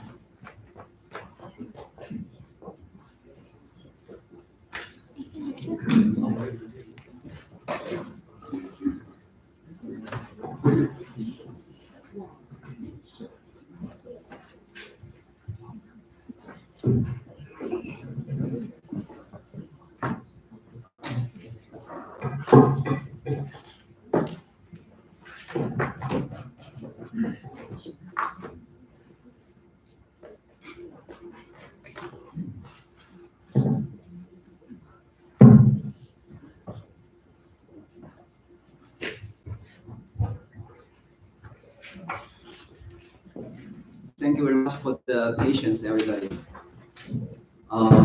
Thank you for the kind introduction, Dr. Wang, and for the invitation, Dr. May, President May. So it's my great pleasure to share our research to the San Diego science and technology community. My research is on wearable electronics, wearables. So what's my particular interest? What's my contribution to these wearables? I have some examples to show you, and I'm going to focus on the signals onto the skin, plenty of room. What does that mean?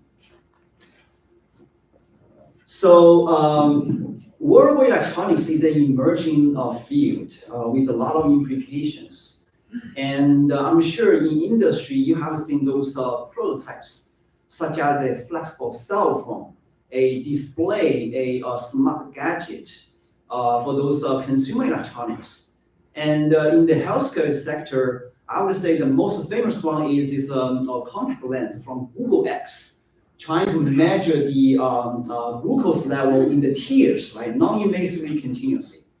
And wearable tattoo that can measure the sweat content, chemicals in your interstitial fluid from my colleague Joe Wang.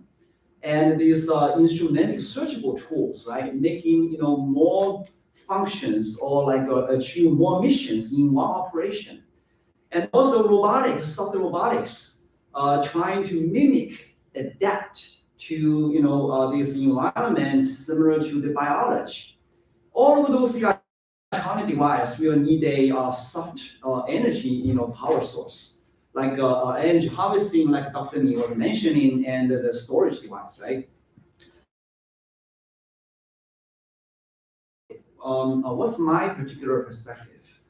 I'm very interested in the healthcare, and there's a critical unmet need over there. So what you're looking at here is a picture showing a scenario you see in the hospital. In this case, this patient is connected by wires. And obviously, these wires are constraining, it's obtrusive. So the patient can only stay at the hospital to do this measurement, right?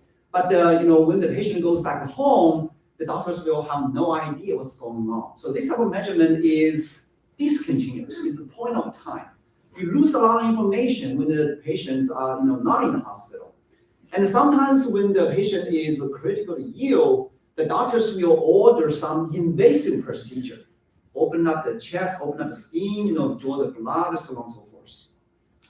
I would say the dream, the holy grail of this community is to come up with a device like this. It's like a patch, secondary electronic skin.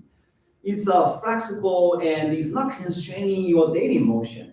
When you put this patch on the body, it does not affect your daily activities, right? And this is portable. It can provide 24/7 continuous long-term monitoring.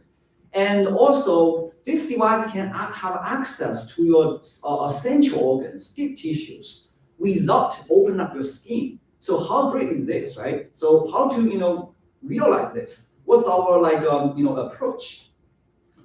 What you're looking at here is a video showing a wearable patch that I fabricated, about now 8 years ago when I was a postdoc. And you can see in this video, this device is soft, stretchable, can be laminated on the human chest.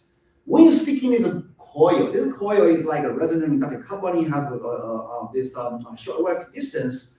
The device is powered up, and then the device can collect your EKG heartbeat, and then wirelessly transmit to the laptop, to the cell phone, to the cloud, to the doctor's desktop, right?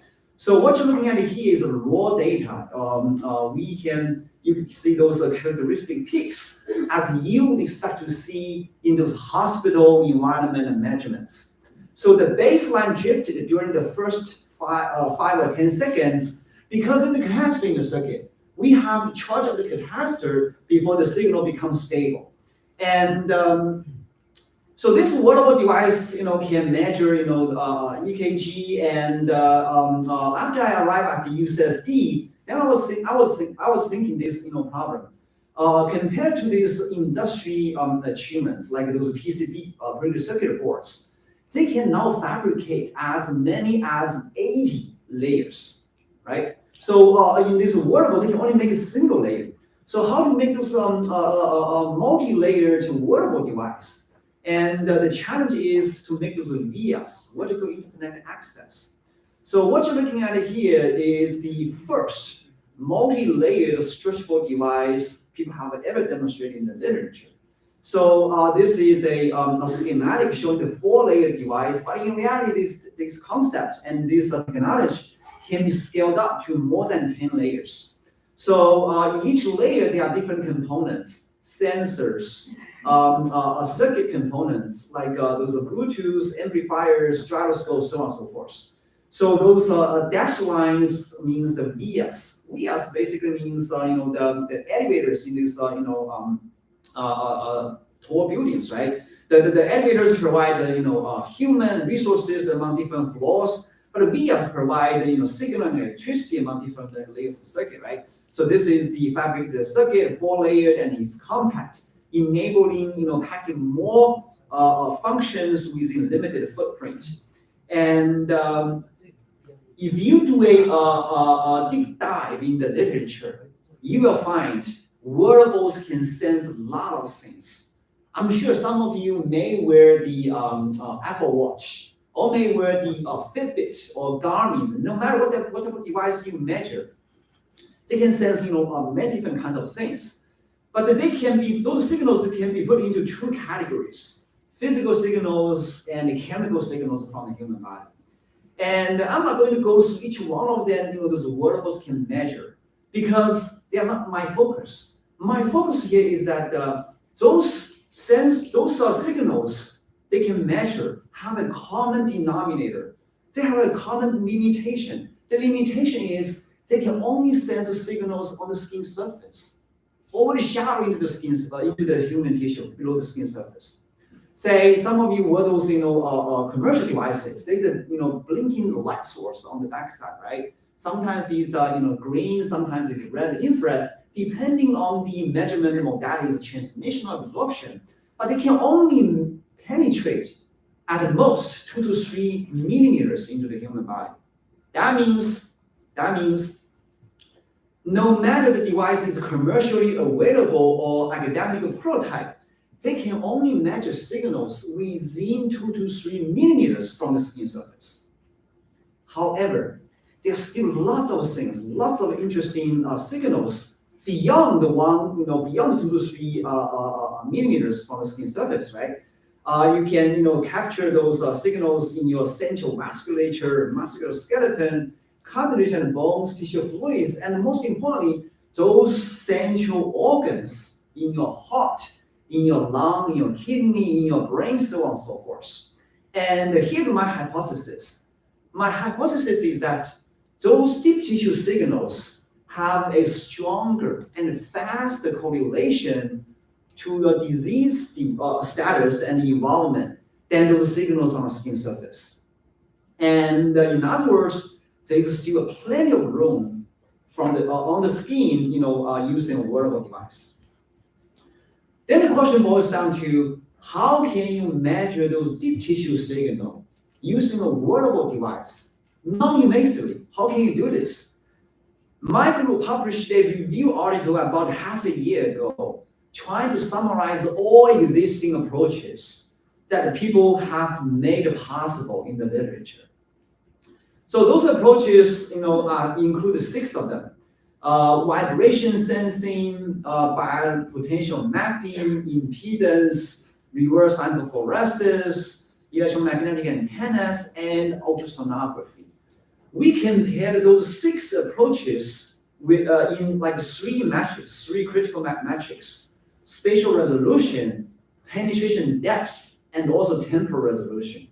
So my favorite is ultrasound, because it can have a very high spatial resolution and have a very wide range of penetration depths, and also very reasonable, temporal resolution to capture those very fast dynamic processes in the human body. So, in other words, by integrating ultrasound on a wearable platform, we can continuously and non-invasively monitor those deep tissue signals, right? And therefore, we can capture those, critical events going on. So what you're looking at here was a schematic design of this wearable ultrasound patch we demonstrated about 4 years ago. It has 100 transducers, 10 by 10 array. Each one of them is individually controlled to transmit and receive ultrasound.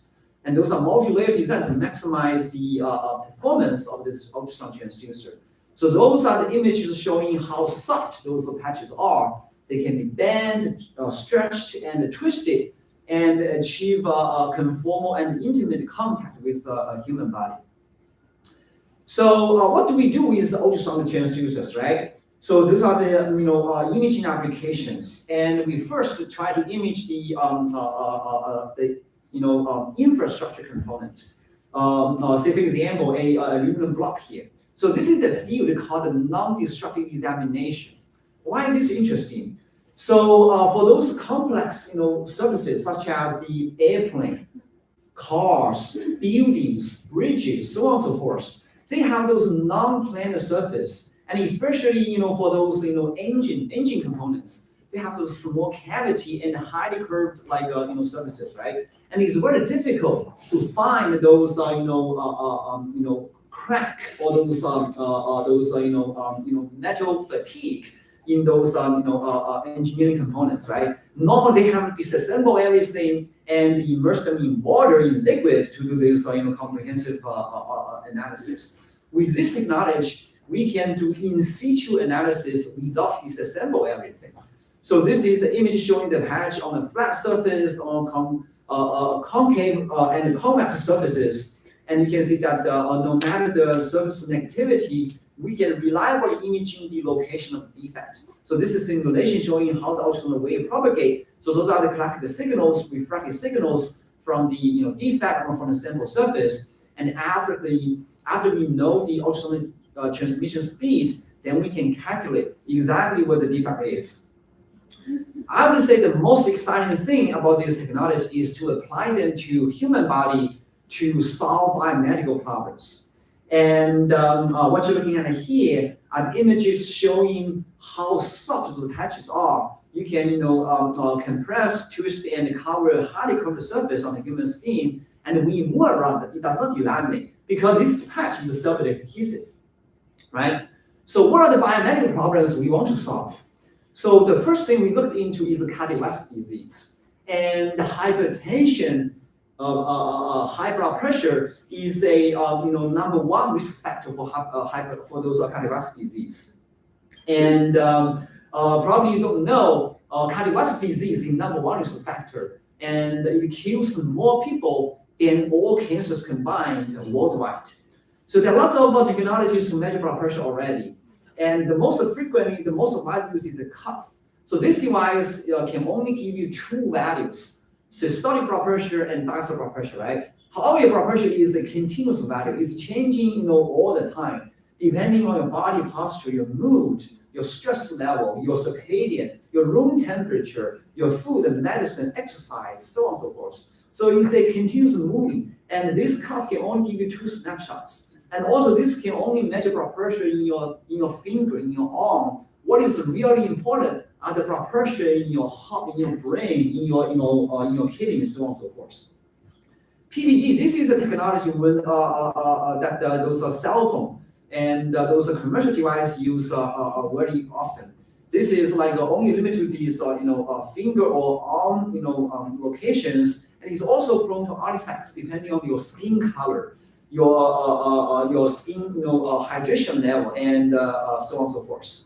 Tonometer, this is like also highly operator dependent. It used to be very popular in clinics, but because of the steep learning curve, it's not very frequently used nowadays. The gold standard is called the arterial catheter, which involves inserting a pressure sensor into your blood vessel, and this is too invasive. You do not want to do this like every day, right? So how do you measure blood pressure using the ultrasound technology? So this is the schematics showing how your blood vessel responds to this blood pressure pulse. So when your blood pressure pulse comes in, your vessel actually dilates and collapses, right? So you can see that when the patch is on top of this blood vessel, then the ultrasonic beam will be reflected by the vessel walls. And when this vessel wall dilates and collapse, those two reflections, those two echoes will shift back and forth. Then measuring the distance between those two echoes, we are measuring the vessel diameter. Because we can transmit 5,000 pulses of ultrasonic wave into the blood vessel, so we can measure this vessel diameter in very high temperature resolution. We can get a wave instead of two values, right? So this is a continuous movie rather than giving you two snapshots. So what you're looking at here is the continuous waveform of this vessel diameter at the sampling frequency of 5,000 hertz. After a series of mathematical equation, we can convert the vessel diameter into blood pressure, and after also this calibration. So this is the image showing how we do this measurement in the neck. There are two vessels. carotid artery and jugular vein. Those two vessels provide perfusion to the brain. And they are normally 1 to 2 centimeters below the skin surface. So this is the waveform from the carotid artery, this is from the jugular vein. You can see there are lots of features from those two waveforms. And each one of the features corresponds to one cardiovascular process in the human body. So obviously, I'm from China mainland. I believe most of the audience also have this Chinese originality. In our culture, we are very kind of feel reserved to brag ourselves, right? But I'm getting better about this. So what you're looking at here is a video showing the Congress trying to use our technology as a testimony. So it's about a 2-minute video. It's very interesting to see. So what is the congressional hearing? Basically, it's a congressional meeting with all those federal agency directors. They are trying to figure out what's the significance and also impact of the federal funding, right? So this is a very interesting video to watch.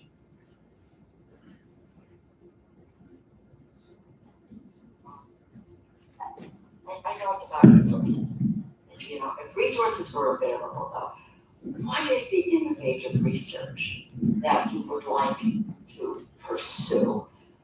Dr. Austin, you just mentioned a piece of this which is really quite extraordinary in the direction that we can go in. But let me just ask you, where would you like to go? What would you like to pursue?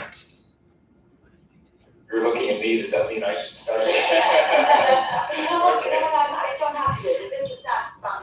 This is a congresswoman Anybody who from wants to Connecticut. go first can go first. Let's go. You go first. Okay.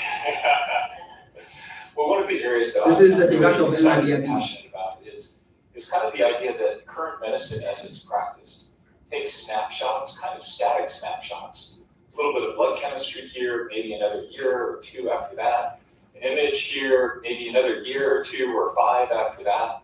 Blood pressure, even that is not measured very frequently. It's difficult to measure at home. And some of you may know, every time you breathe in and out, your blood pressure changes. We call this dynamics. And the dynamics could be the most important thing about managing your blood pressure. And then you go to the doctor's office and your blood pressure is elevated and they give you medication. Then you go home and then you come back later and they say, well, it's not working. And you go home and then you come back later. So there's this iterative optimization. Current medicine is practiced at large time intervals. So the big challenge for our community is to come up with better, faster, more accurate, continuous wearable and implantable sensors that are measuring many, many complex things, because we know biology is not simple. And we also know it's quite dynamic.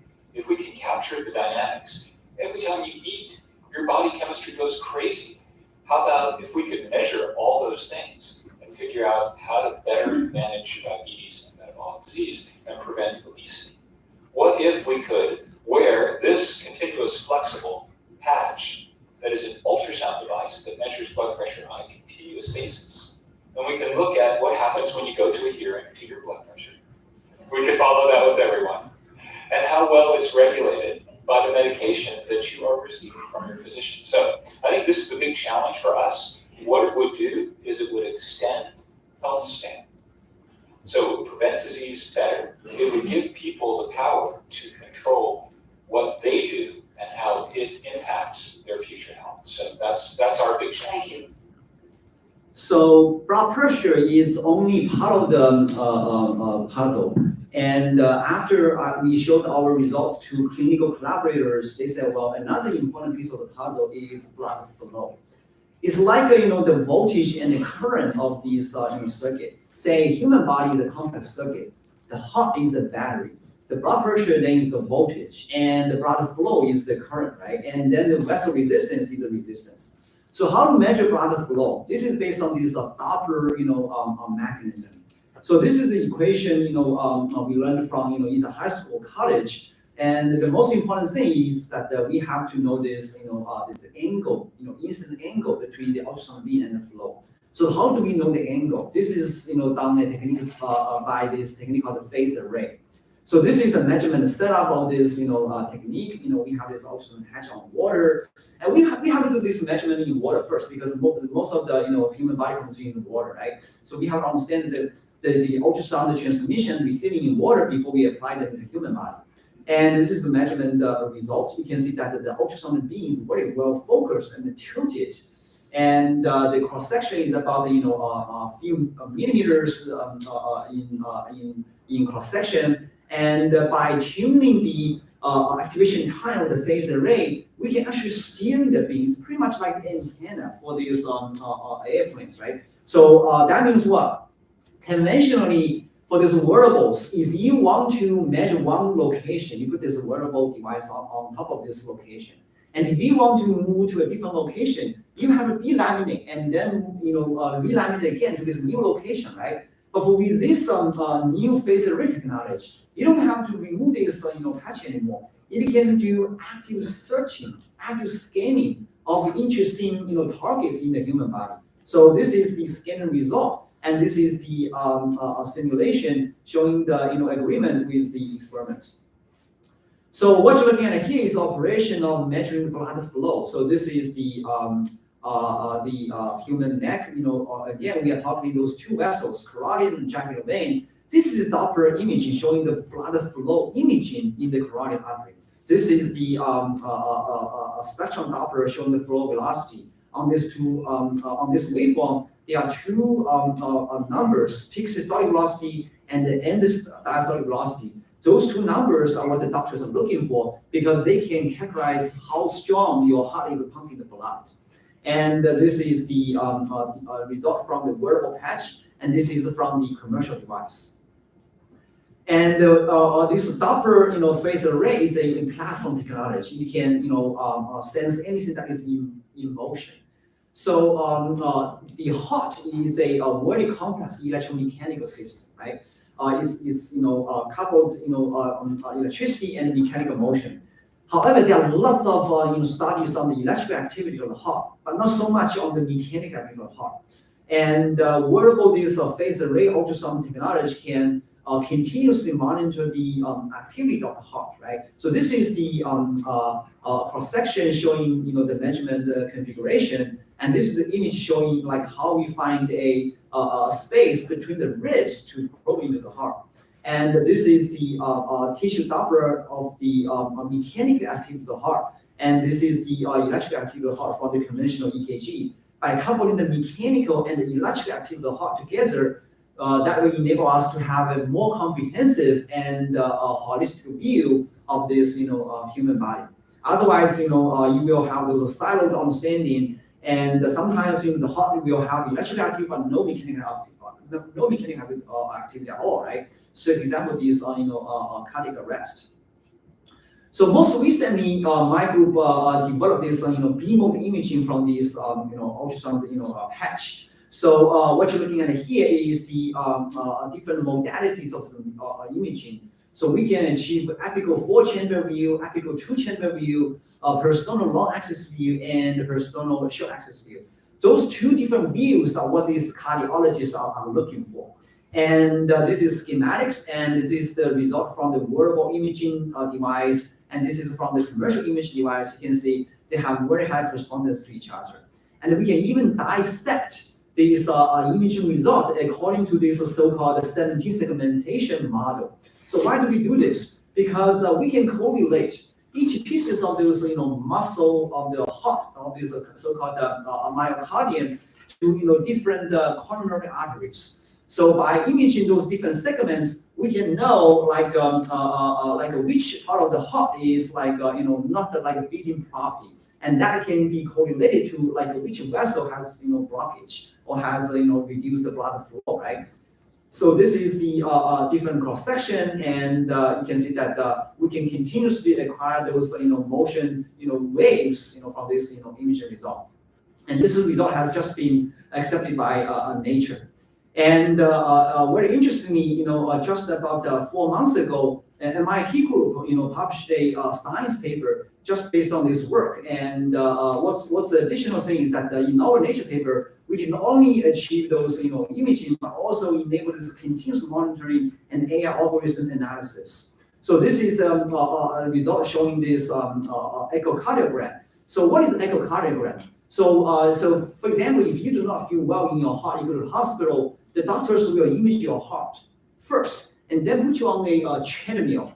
And then you can exercise as long as you want until you get very, very exhausted. Then you jump on the bed immediately, right? And then the doctors will image your heart again.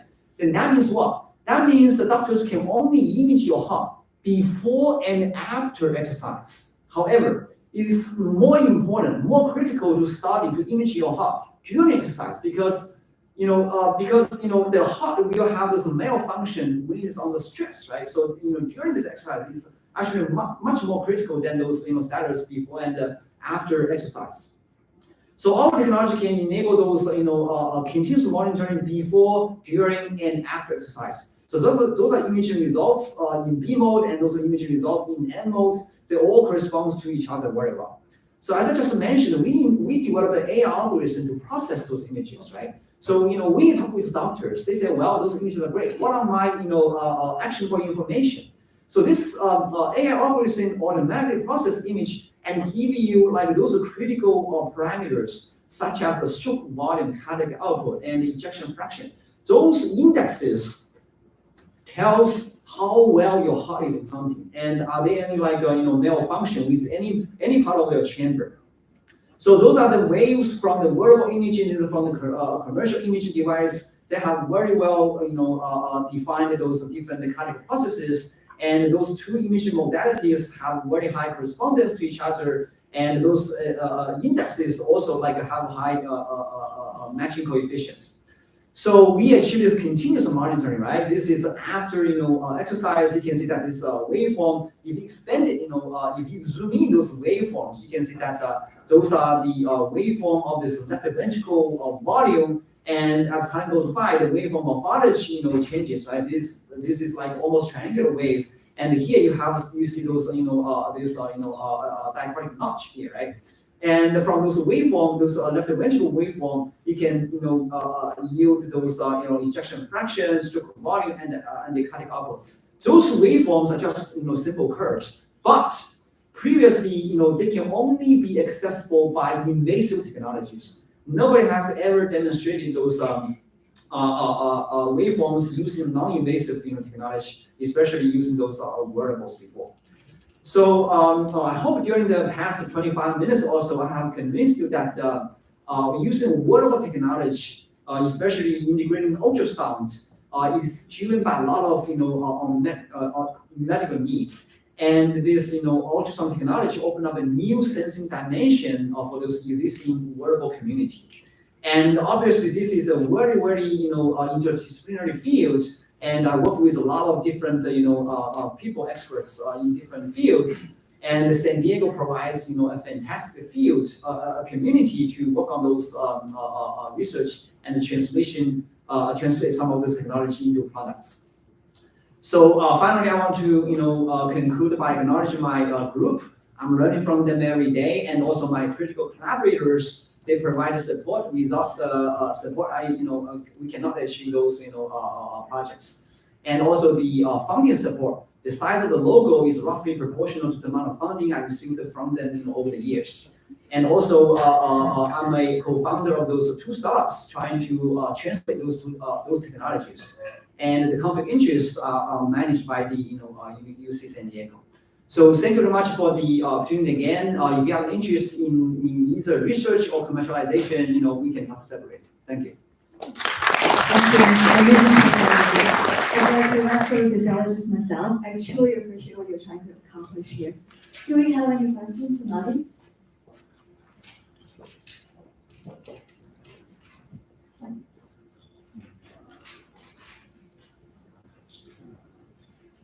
你好，就是关于这个超声波看人体组织的探测，那么工业界其实也做了很多年。那么我自己呢，曾经也做过一个项目，就是说，首先是用这个超声波来探测指纹。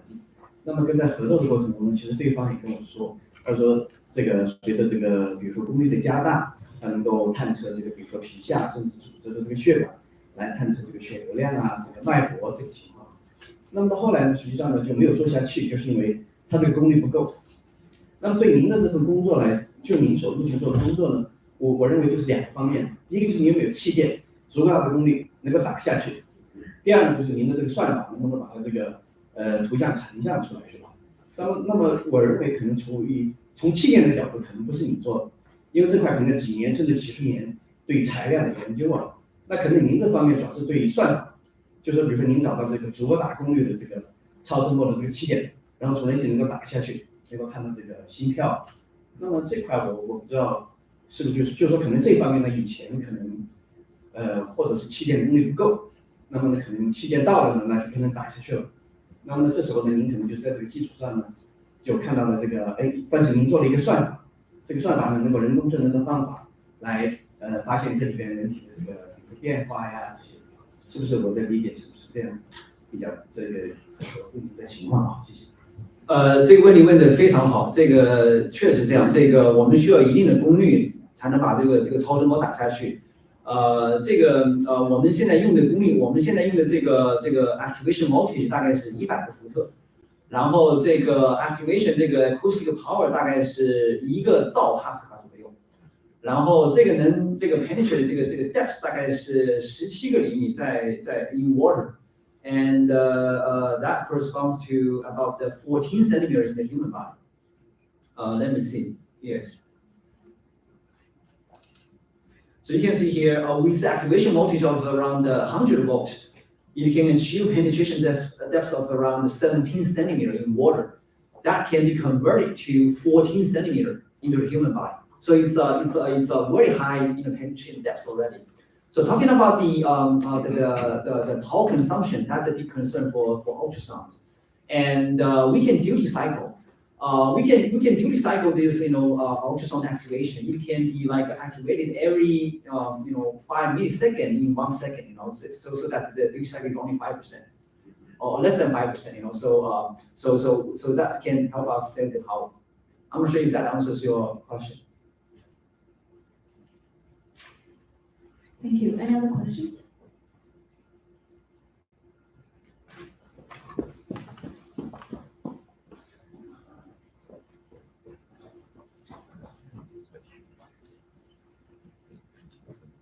Hi, Dr. Sun. Thanks for coming to give us such a wonderful presentation. I have a question regarding to this power, because if you penetrate too deeply into the skin, and that's such a power and continuous monitoring, because if you go to doctor's office, just maybe 30 minutes of the imaging process, but you do 24/7, and regarding to the safety side, does the industry or the FDA have regulations on that? Very, very good question. The short answer of this question is that the FDA does not have a specific regulation guidelines yet. How do I know this? Because I was invited to give a talk in 2017 to FDA. And the reason why they invite those external experts to FDA is they also want to get updated on the recent developments in the field. And the world of ultrasound is a new sensing modality. It does not exist before, right? As you said, it was only like for point of care, right? For short duration. But for now, for wearable 24/7, this is a new challenge for them. They need to establish new guidelines to regulate those wearable ultrasound technologies. So this is a short answer. But a little bit more details is that we have calculated the so-called mechanical index and thermal index of our technology. So according to FDA and thermal index, if it is below 6, then it does not need any there is no time constraint for those continuous monitoring. And according to our preliminary results, our thermal index is below 1.5, which is much, much smaller than the 6 threshold. The threshold of 6 regulated by FDA. So we are safe, for those continuous monitoring. I'm not sure if that answers the question.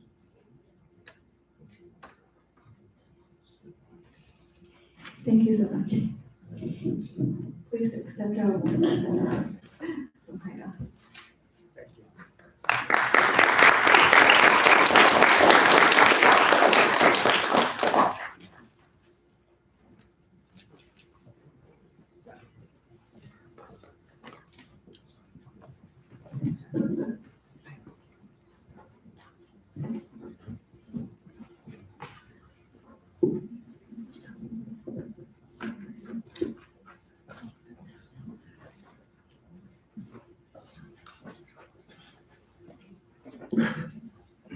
Our next speaker is Professor Yajie Zhao. Dr. Zhao is a research assistant professor in the Computer Science Department of University of Southern California. She's also the acting director of the Vision and Graphics Lab of USC Institute of Creative Technologies. Dr. Zhao received her PhD in 2017 from the University of Kentucky, and her research interests are high-quality 3D content creation, in particular, high-resolution human face-body 3D representation, neural rendering, and human scene-related application in virtual reality and augmented reality. Dr. Zhao will share us today how she can bring photorealism to the next level. Dr. Zhao, take it away. Thanks for the introduction, and thanks for inviting me to this CAST-SD family. It's my great pleasure to share our journeys of bring the avatar creation to the next level. And I really appreciate the previous speaker's talk. It's pretty fantastic. I learned a lot. And I'm Yajie Zhao, and I'm the director of USC Vision and Graphics Lab, and also a research assistant professor. So my talk will be kind of very chill, a little bit different than the previous one. Hope you can enjoy. So the first, I will take the chance to introduce my lab. We are a research lab. We run by a group of researchers and also engineers. We have currently 12 PhDs, 8 full-time employees. Our focus is digital recreation of 3D contents, including humans, objects, and outdoor scenes. In particular, we are pioneering in digital creation of virtual avatar. And so our journey starts from the revolution of light stage. 20 years ago, the former director, also the founder of the lab, Dr. Paul Deblich, he was inventor of the light stage. It was invented to capture the kind of record the illuminations or master the lightings from different directions.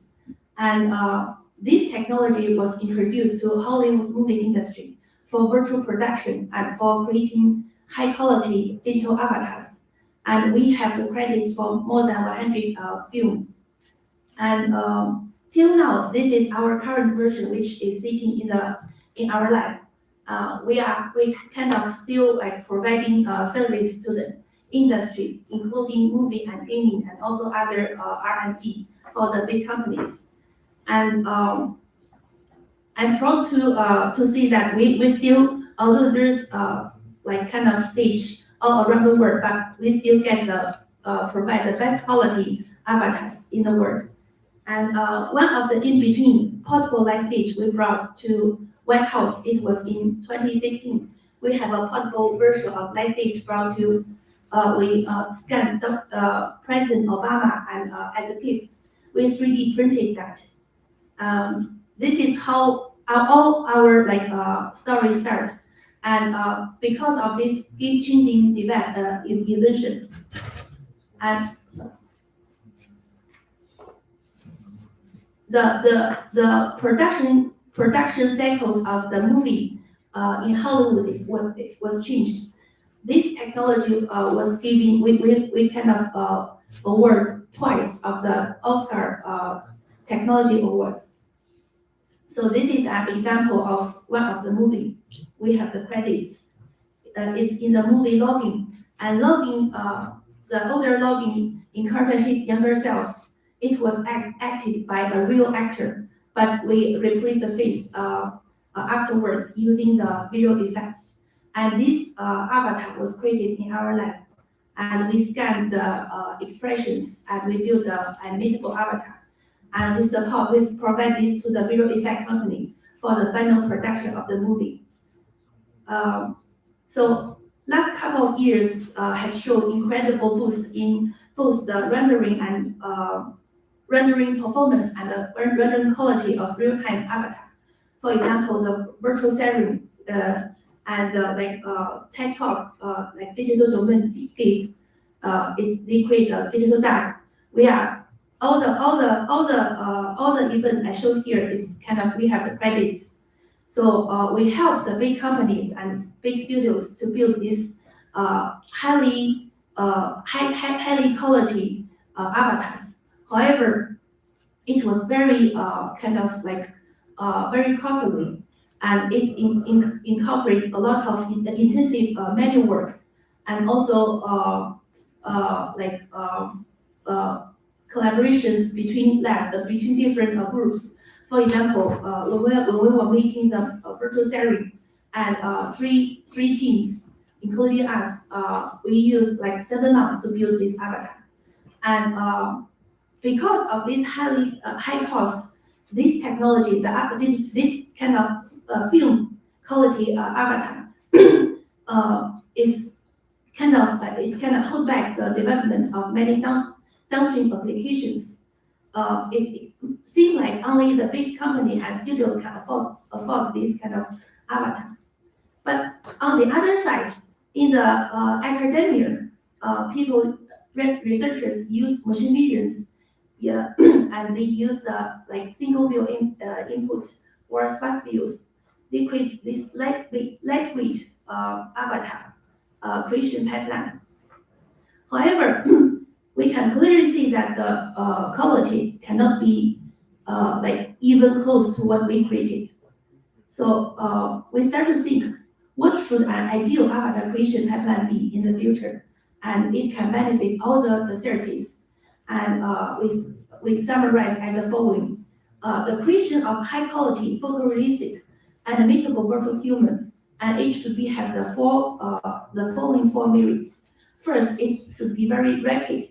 The production cycle will be in a short time. Also, it should be fully automatic and with minimal manual work. Of course, we have to keep the production quality. And most important is it should be scalable, low cost, and no device requirement or device agnostic. Anyone use any device, you can access this kind of movie quality avatar. That's our journey start. We start to build Black Magic to use AI to make this possible.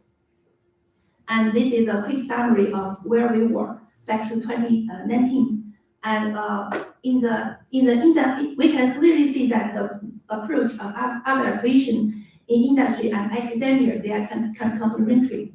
And we start to see, can we marry the benefits from 2 sides, and we can finalize, we can build a new approach. So the first thing we did was to update our light stage technology. We put efforts in 6 aspects, including capture technology and processing technology. Also, we built a light stage database and dynamic texture technology, also rendering technology. Boosted by this kind of upgrading, we are able now to use AI to make this happen. So I will detail these things. First is the capture technology.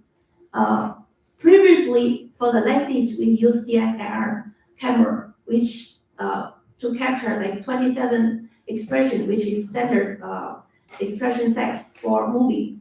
It costs like 2 hours. But we replace these cameras with machine vision camera with automatic synchronization. And now we reduce the time to like 5 minutes.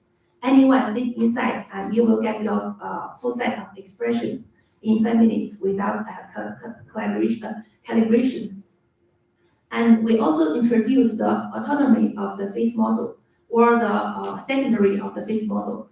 Although the light stage can only capture your appearance, your face, but we will give you fake or template eyeballs, teeth, and other assets to make you a complete avatar, which is readily to use in the animation or movies.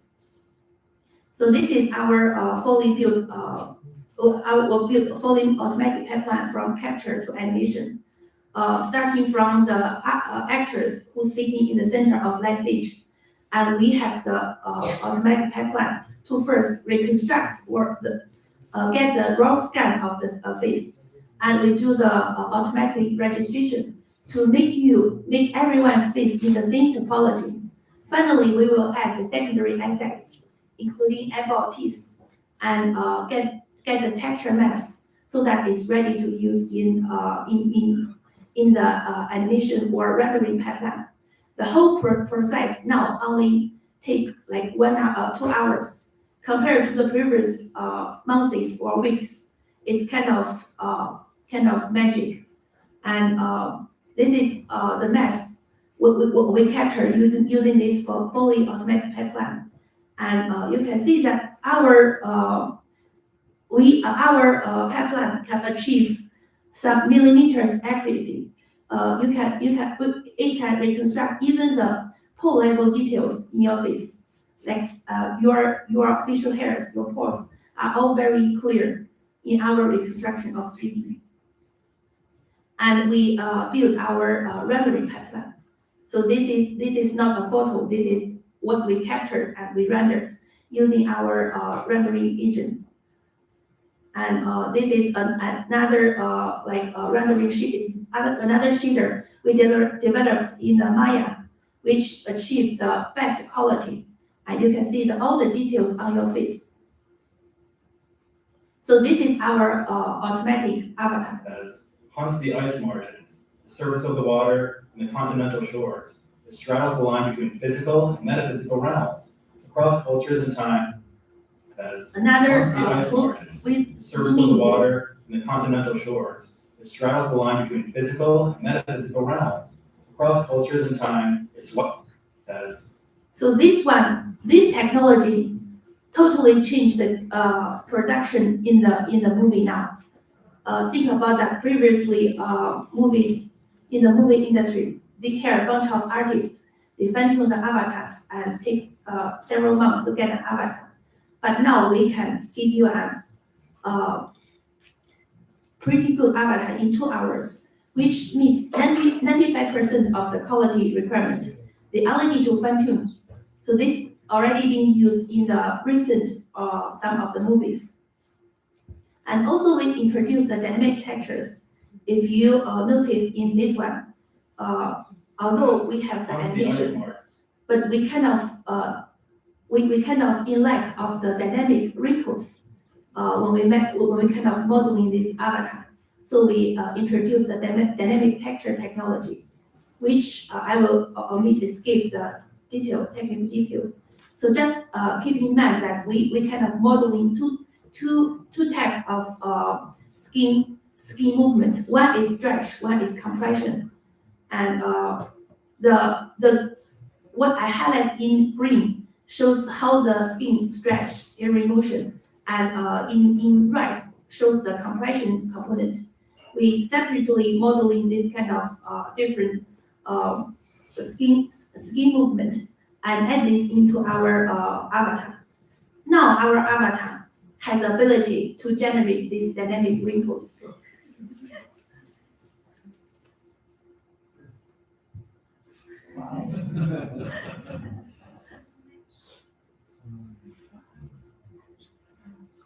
The performance, as I mentioned, is only about 2 hours.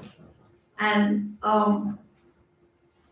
by using this kind of technology, we are able to capture a database 4,000 scans. This can never happen previously before this technology. After we collect this gigantic or massive database, we build a PCA model or fog model using this database. In the layman words or talk to your grandma word, it's like we kind of use a condensed version or a compressed version of the database. And user can simply use letter bars. You can create infinity new subjects. And it's in the language quality or the movie quality. However, although these people doesn't exist, but they are kind of combination from the database. So probably we grab borrow ads from someone, mouth from the other ones, we make a new person. So making people and create avatars becomes so easy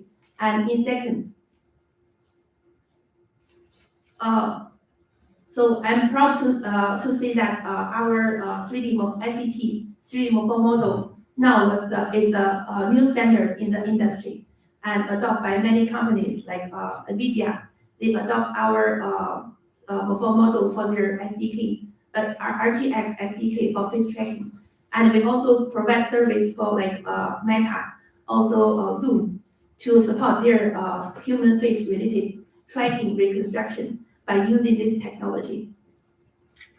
After that, we start to think about, although the traditional deep morpho model, we can give you the new kind of, they model the geometry and the textures separately. We start to think about, can we also learn the correlations between your texture and geometry? For example, the Asian people, you should have your specific structure of your face, and your it's related to your skin colors compared to maybe African people. So we use a deep learning model to get this deep 3D morpho model. In this work, we jointly modeling the distribution of geometry and textures, so that if you notice that when the geometry changes, the texture will change with that. We learn the statistics. The previous models only give you new person, but it may not make sense. It's maybe just someone, but this one give you a reasonable person, which follows the natural population distribution. And what magic thing happen is you can even interpolate or change your age genders in the latent space by simply change the parameters or the vectors. For example, in the first row, you can predict what you look like in the future, maybe 50 years. And in the second row, we can even interpolate between different genders from male to female. And this all happens in deep learning latent space. A summary to what we were to this point is this pipeline we kind of achieve the rapid creation of avatar. It's fully automatic and it's also high quality. We kind of nearly meet our goal, but we still in lack of scalabilities. For example, if I want to duplicate myself, created a digital double of my digital twin of myself, I still need to go to the last stage. And although it takes 2 hours, but I still need a device to capture myself. So we come up the idea with next generation lifelike avatar. Can we build a scalable, low cost, no device requirement approach? And also under the observation of all the CGI or the computer created characters, they are somewhat in the uncanny valley. Can we bring in the deepfake technology to our avatar creation? So we come up with the idea of using videos. For example, we grab the video from online. This is Hulk Hogan. He's a wrestler. We grab his 1 minute video from the YouTube. And we are able to create a talking head of him. And this talking head, for the first time, bringing the nouns from the 2D, and it has all the controllability of 3D. You can change the geometries, you can change the expressions and head poses. You can let him to talk in any languages. And this is how what our next gen avatar looks like. How can we achieve this? We have 2 paths. First path is we have to create a very good quality 3D geometry, a 3D avatar of him, using only the video footage or a single image. Then we have an AI-based face replacement parts to kind of further improve the appearance. So I show a comparison of our CJ version of the final version. All driven by the when giving video. this technology allow you to even create a Hawking, like his 20 years ago, like younger self 20 years ago. Even he cannot be physically be scanned. And by using his video footage from 20 years ago, you can create him and anybody. And you have the ability of changing illuminations and from whatever you want to whatever illumination you want. Also, you can let him to speak. Hey everybody, this is Hulk Hogan for Vision Graphics Lab. My voice is created by custom text-to-speech technology. So this is one of our another efforts. We kind of create the voice of somebody. And yeah, this is another example. This is the actor from Stranger Things. When I was obsessed to this series, I let the student to create a digital version of him. In the future, if you admire someone, just create him and talk to him.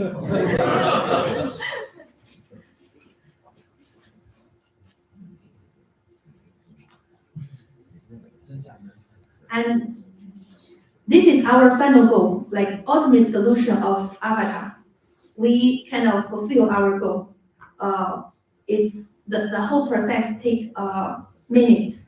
Also, it's high quality, even beyond the CG quality. It's bringing the real nuance from the 2D videos. But the center of this technology is how can we create the 2D CG character from only 2D images. Although this is not a new problem, but we definitely is the best. And a funny story of this one is last year we submit one paper to top conference of this technology. In the first round, we got 3 strong accept of the paper, but we finally get rejected. The reason is by the chair. If we accept your paper and if you not release your technology, and everyone in this direction screwed up, no one can generate better results. So you are the terminator in the direction. So this is our what the avatar we created. On the right top is a single input image, and others are our created avatar, including the eyeballs, teeth, and rendered in different illuminations. And we learn the missing part, occluded part from using symmetry. These are another example. By only using a single image, even not in frontal, we are able to create late stage quality or movie quality avatars. And this is the avatar we created and driven using in the animation sequence. And this only takes like 1 minute. So here I show more results from some of our clients. We provide consulting and service for them. So this is using the image in the world. They provide selfies, and we create the avatar for them. Of course, this is not perfect. For example, if the kind of the input image including include high specular, high specular portions, it will reflect in the textures. So that's something we are working on by introducing data augmentation. We fix it until we can make it, and we create millions of synthetic rendered image. We simulate different illuminations in the daily life, and we simulate different expressions, and we use this simulation data to enlarge or augment our training data, so that we hope our network observe these changes, variations. Finally, they will adapt or generalize well to this in the well-set situations. Till now, we realize that data is the key. And yes, data is the key for the AI-based technologies. So from 2 years ago, our center, our research of some of the research center changed to neural capturing and processing. Although we have a two-hour pipeline now, but last year we kind of have a breakthrough to reduce the processing time from 2 hours to 30 seconds only. So sitting in the center of that stage, you will get immediate result of your geometry and your texture. And this is also achieved less than 1 millimeters accuracy.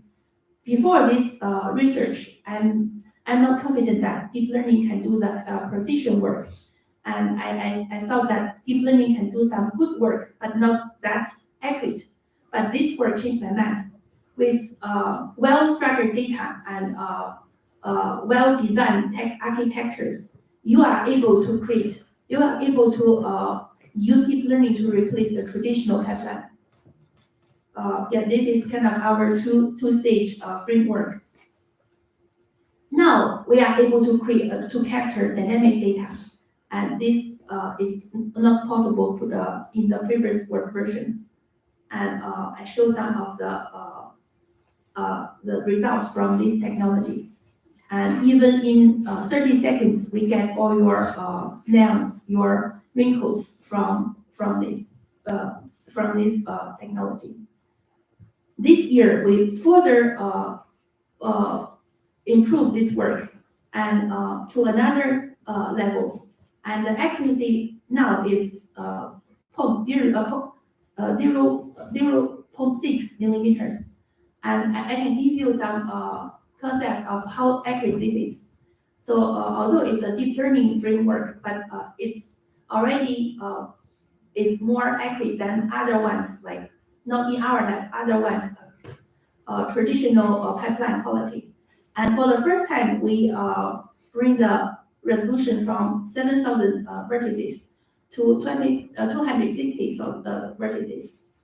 So here's more kind of results of our pipeline. And we also test this by using the data we purchased from other capture rig. Without fine-tuning, we are able to get the same quality and accuracy using other ones capture device. So we are under the commercializing of this technology. We want to make everyone, like every small companies, research labs, to use our data and to facilitate their data processing. This is one of the application. We kind of enables 4D capturing.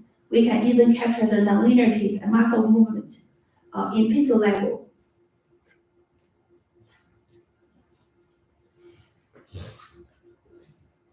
And the last thing we haven't touched is rendering. Previously, we used Maya and Real Render, and which kind of requires a powerful computational resource. We start to think, can we use deep learning, develop this physically based neural face shader? And after 1 year of development, we did that. So I will like skip the details. So giving of the camera locations and lighting environment, we are able to use deep learning to render people in comparable to Maya's quality. So this is one of the example. User provides the HDRI map as the environment illumination. We are able to generate this kind of Maya or more than Maya quality final rendering.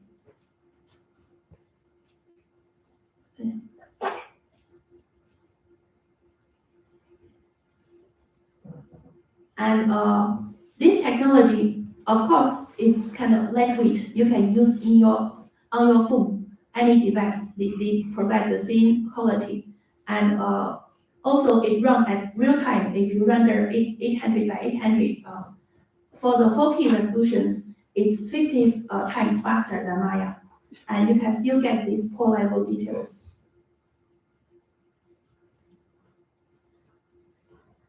So so far, that's what we have we get for our next gen avatar. And what's next? We never stopped. It's multimodal lifelike avatar creation. So if you want to duplicate someone, appearance is not enough. You have to duplicate the voice. So what you're going to see is all from synthetic, from text.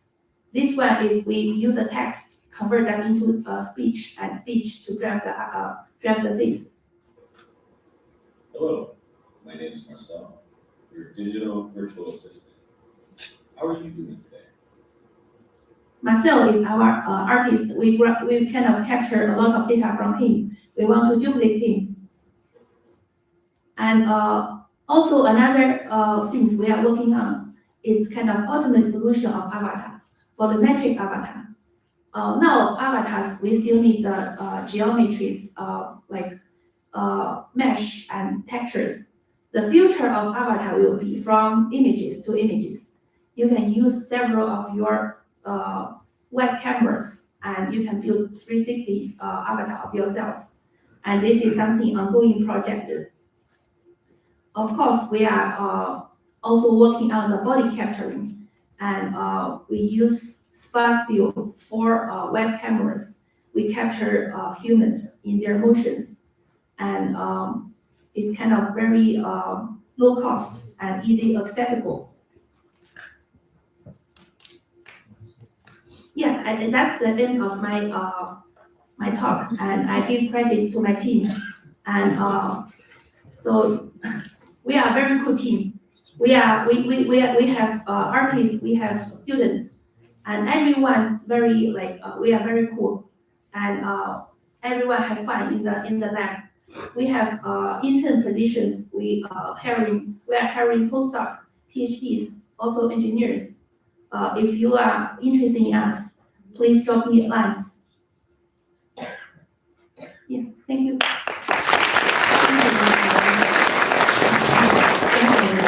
Very fun and entertaining presentation indeed. Unfortunately, we don't have time for questions.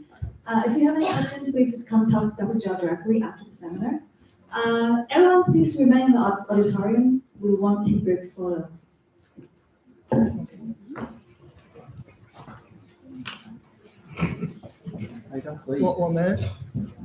我们大家来个合影吧，然后合影之后呢，我们有5分钟 break， 因为已经超时了30分钟了，好吧？大家往中间站着，我们来合影拍一张这个。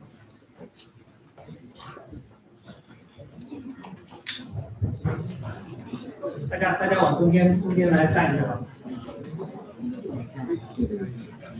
我们下半场呢有就是轻松一点的，会有职场的环节，还有一些大数据的一些分享啊，以及我们战略商会带来一些比较有趣的套路。大家帮我前面站一站吧，往前面站一站好不好？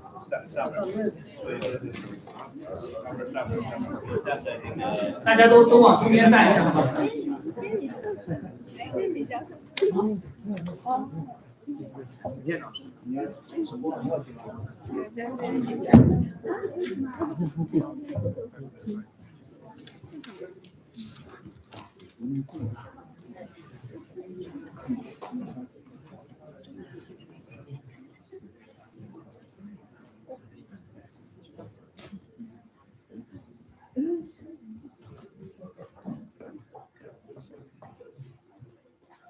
电脑OK， 我知道。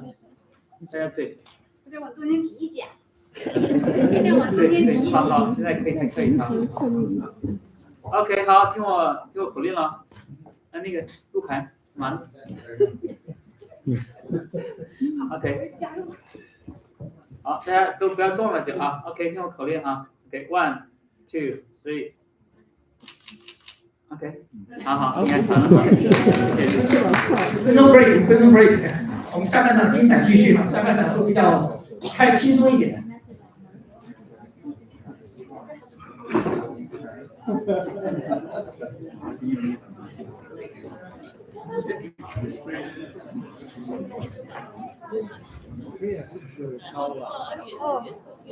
不是可比你高了吧？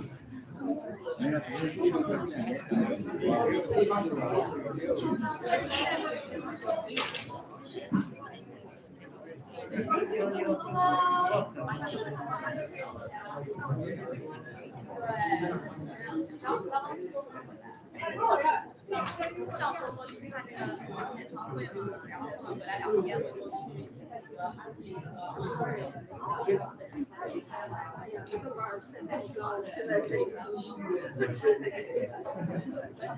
对啊。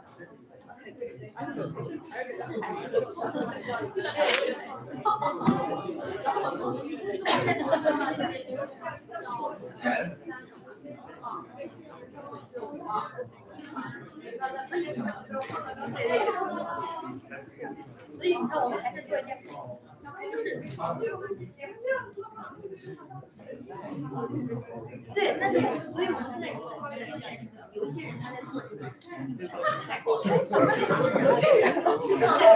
他这个细节，对啊，我希望他们训练一些我们能够也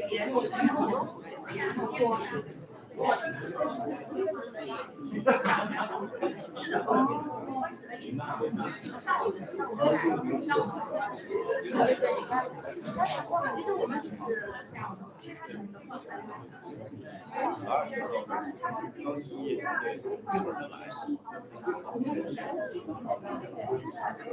我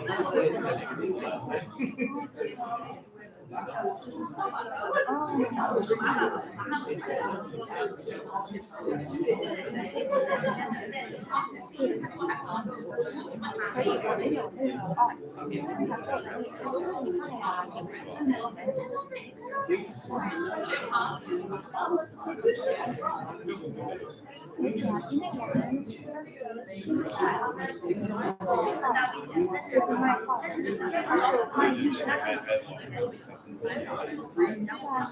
那他在我的群项里，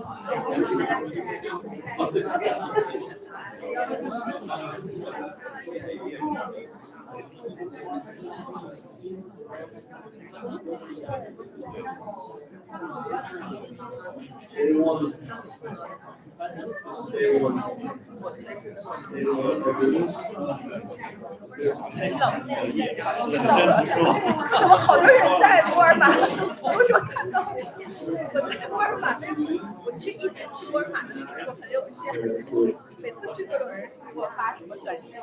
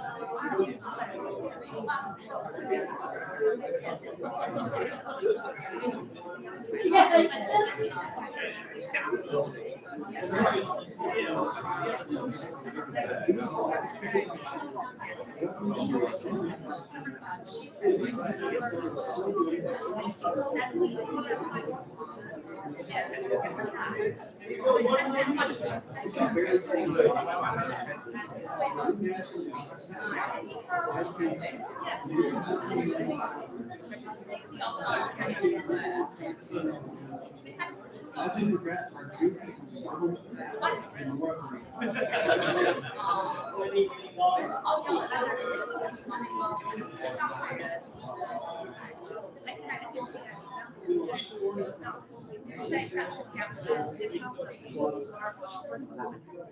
We also brought in including some of the 然后呢，它就是换的呀，对呀，它都是买起来 especially 啊，然后也是一样的呀。然后反正它这个它少，然后那个包括就是哎老哦，对呀，就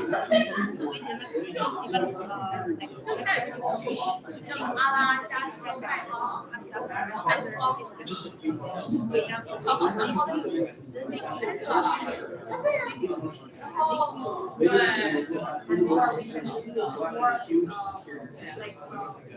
Reinforcement exercise.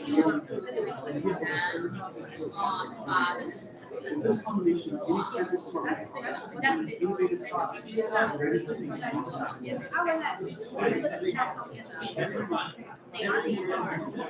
To be the first company to figure this out, to make smart technology accessible.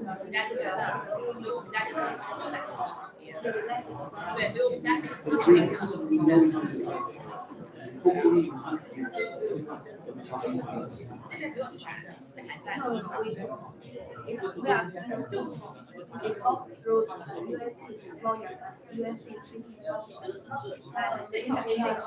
为期吗？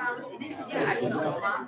对啊，需要要科技线，然后对，然后哪儿拆迁？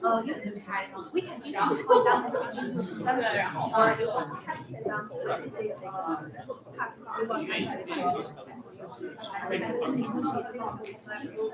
或者然后来就是5月份就来了，然后就是we are really fun we are so we对，然后装的话也不建议小水电嘛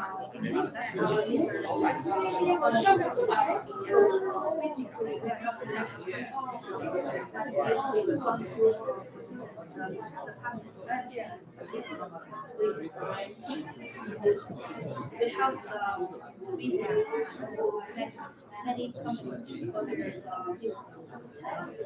对呀对呀对呀。And always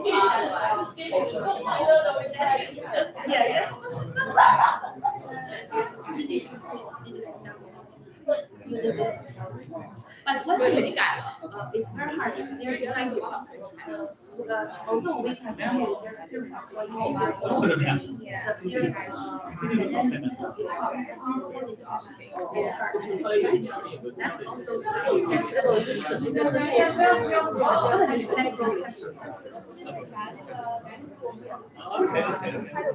没把那个IP 跟本地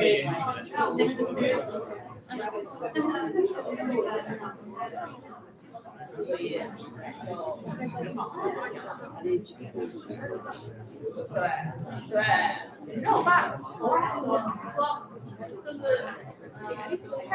他是个很大的人，还有我们了解所以他跟我讲过，我给你说话这个人，要么是，要么是我是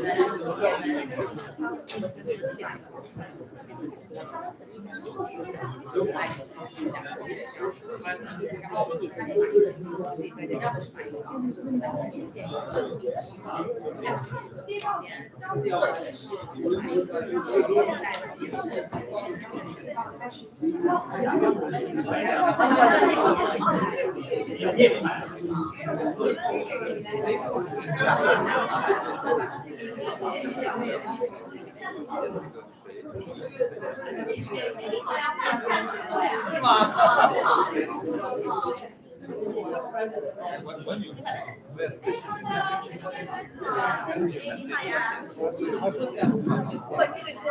大家到进会场了，我们下半场开始了。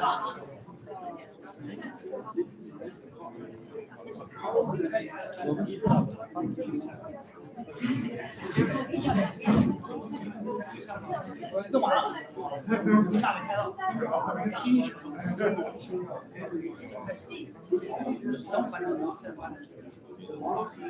是要搬个人安排。哎，有风，搬3把凳，4把。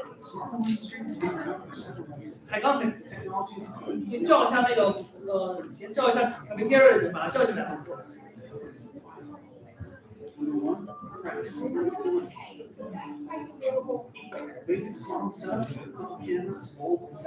大家找地方坐，我们下半场开始了。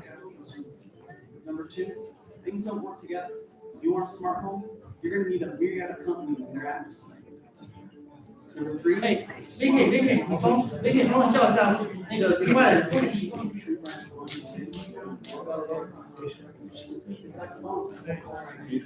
Smart technology means a seamless IoT platform built enter Anyone?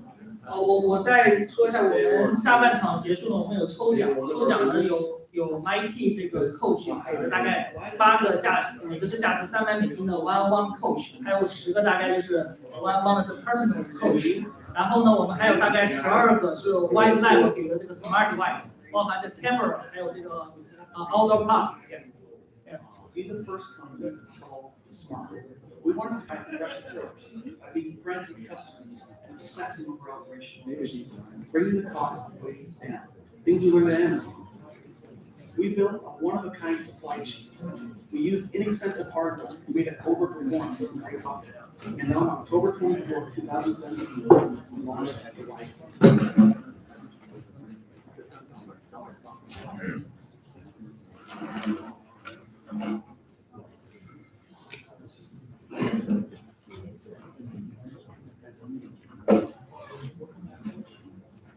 谢谢美哲。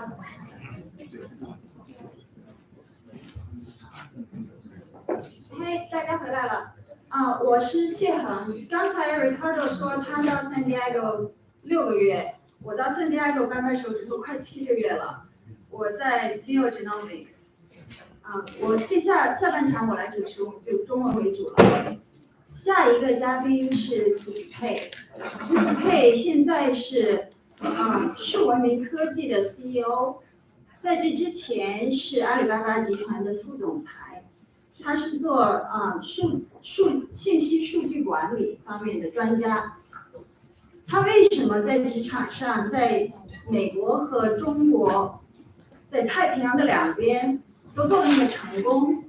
是因为他真的对大数据有自己的想法。怎么看出来呢？因为他出了9本书，这9本书当中有3本得了国家奖。这9本书当中，他怎么看大数据？他不是从科技这个角度来看大数据，他也不是单纯的从应用来看大数据，他是从政府、商业、生活，从历史、现在和未来的角度来看大数据的。所以今天真的是我非常非常的荣幸，我们大家可以请到涂子佩来做构建数据文明时代的新话语体系演讲。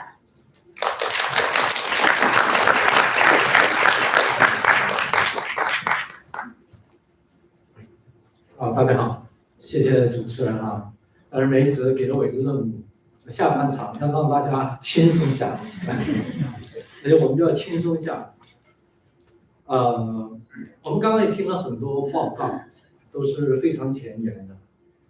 我有一种很强烈的感觉，就是我来之前可能都要清空一下自己啊，才能吸收那么多的东西啊，就是无线充电啊，皮肤底下方寸之间啊有很大的空间，还有我们的数字虚拟人。我们能看到一个趋势，就是所有的这些 talk 里面，还有这个 data driven decision by Kevin， 就是信息技术有一个很重要的作用，非常重要的作用。事实上，我今天都有点后悔没把我女儿带来啊，女儿在高中，我觉得她要是听一听，可以大大的打开她的这个视野。我同时也想到，我跟 Cast 的结缘呢，事实上是10几年前，我在 Pittsburgh， 我那时候也在 Surf 做这个会长，像梅泽这个角色，我们1年也要办一次活动。那10几年后，我来到圣地亚哥，我感觉我们的技术也好像从 Pittsburgh 发展到了圣地亚哥。刚刚徐教授在讲的时候，你们看到那个语音识别了吗？非常准。还有我们的这个虚拟人啊，技术的进步好像很缓慢，但是你回头看10几年，这种进步是非常非常巨大的。我还想介绍一下自己啊，我也是学 Computer Science， 十几年前来到美国，然后在美国待了7、8年，包括在 Pittsburgh， 包括在这个硅谷。那一个很偶然的机会，我开始为国内的报纸写专栏，然后写了之后他们就很欢迎，所以我就不停的写，这种写专栏也带给我一些成就感，然后后来慢慢的从专栏就发展成我想写一本书，然后这本书很凑巧就成了中国，其实实际上也是美国可能第一本Big Data， 因为美国有影响力的第一本书实际上要比我晚半年，就是我的书拿到中国出版的时候呢，很多人不知道 Big Data 是什么，我现在都记得，我第一个出版社给的是中信出版社，中国最大的，他们直接把我拒了，就不要我这个书。然后后来那个编辑写了封信给我道歉，因为我的书100万册，他可能一辈子都很难碰到一个编辑，他碰不到一本书能够卖这么多，他就这样错过了。好，这是我出版的一些书。今年呢，我还有一本英文书。我最近在圣地亚哥，我在写一本新书，叫《第二大脑》。我跟大家分享这本新书，我写完之后，我想让它在英文也出版，所以我就要把它翻译成英文。我原来的打算是要找一个人给我润色的，结果我发现不用，技术的进步比我想象的还快。我只要把我的一个文稿全部丢到一个翻译平台，基本上是免费的，$10 a month DeepL， 它马上就翻译出来，而且这个翻译非常的漂亮。它漂亮到什么地步呢？就是比我想象的要好很多。比如说1万字，现在我用了1天的时间去 review 这1万字，我就 review 完了。我的书实际上就10万字，也就是说10天我就可以把它全部 review 完。然后我把这个文稿给了我好几个朋友，包括一些native speaker， 我说你们看看这个文稿可不可以出版？他们说非常棒。所以给我一个问题，我就在想，这到底是我写的书吗？还是人工智能写的书？对不对？因为说真的，他那个英语要我写，我写不出来。但是人工智能把它翻译的很漂亮。我只要他有没有错误，有错误，这个错误我能发现，我再去修改。我只要用10天的时间，我就可以把整个事情做完。所以这是非常惊人的进步。我晚餐的时候跟我女儿讨论，然后我们说到她最近在学画画。今天画画你知道吗？很多人艺术师、艺术家都用这个数字技术，他们把画的轮廓先打出来，然后在轮廓上面画。然后我女儿听了，她就很不觉得 unfair， 那我就跟她说，我说数字技术正在席卷每一个行业，它会带来很多的问题。我们刚刚说的这个叫什么？叫 generative AI， 叫生成式 AI。生成式 AI 今天已经发展到什么地步呢？各位，就是对一些商业文档、非 creative 的这种文档。只要你把一个话题丢给 AI， 然后你说我想阐述这4方面的问题，第一是什么？第二是什么？就是你给他一个提纲，他就给你写篇文章。然后这个文章有什么作用呢？你看一下这个文章，你会发现有一些问题你都没有想到，但是 AI 想到了，也就是说它给我们提供了一个很好的底稿。它不仅仅是底稿，还在催生我们的一些创新。好，我今天想跟大家说的就是，话语体系，就是怎么说话。就我们这个时代变了，我们是个智能时代，智能时代还不是这个所谓的这个信息时代。信息时代是什么？信息时代是我们找信息很方便我们那时候用 Google 就是一个标志。智能时代的公司的标志性的公司已经不是 Google 帮助我们找到很多的信息。刚刚我们那个赵教授也说 ，data is the key。我们今天要是停止供应这个 data， 我们的智能时代马上关闭，就像我们的工业时代的电一样。你可以想象工业时代停下电吗？今天就是我们不能够停止供应数据。我们这个智能时代建筑在这个数据不停的供应之上。然后数据的本质是什么呢？各位，数据的本质就是不断的去记录事实，很简单，记录。我们人类原来也有记录，但是没有这样丰富的手段。今天这个丰富的手段，让我们无时无刻不在采集数据，而且所有的人都变成了什么？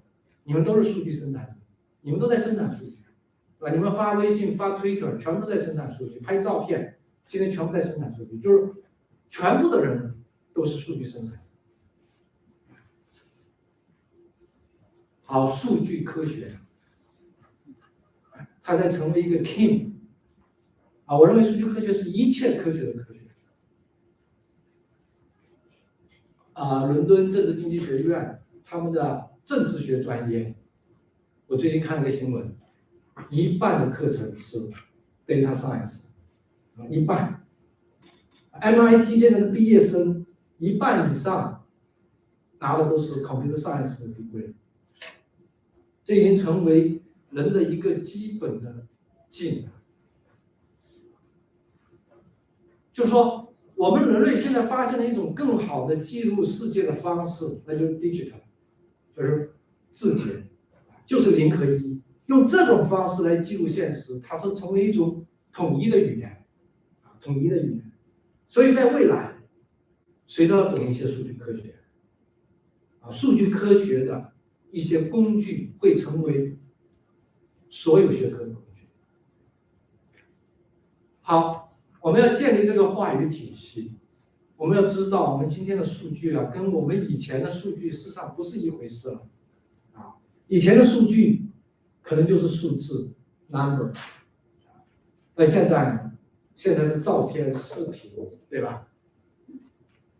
我们今天所说的 AI， 事实上集中在对2种数据进行处理，一种是图像，还有一种是声音。刚刚说的下一步要干嘛？下一步要还原这个虚拟人物要有声音了。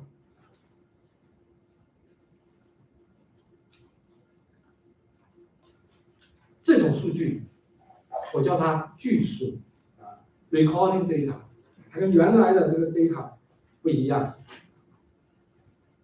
我们有物体，有人体。我们今天事实上在所有的虚拟空间当中，我认为在出现数体，那就是我们刚刚说的虚拟人物。用数据来定义一个人。刚刚说到的是利用我们的人体的一些图片的数据，对吧？2维的数据，未来就能复制一个数字虚拟人物。那你再想想，我们人类有很多数据如果你从今天就开始把你所有的数据都放在一起你的电商的你的医疗的，你的受教育的还有你的日记，还有你的想法邮件，如果全部放在一起，然后用机器去学习，它就可以产生一个虚拟人。这是我在写的一本新书，叫《第二大脑》第二大脑，我就主张要把一个人的数据从10岁开始就开始放在一个地方，好，数字孪生这些我们讲话语体系，这些词其实刚才都提到了。我看这里有没有动画？没有动画本来这里有个很好的动画就是物理世界里所有的东西都会获得一个数字的身份，小到一个井盖它在数字空间里也有个身份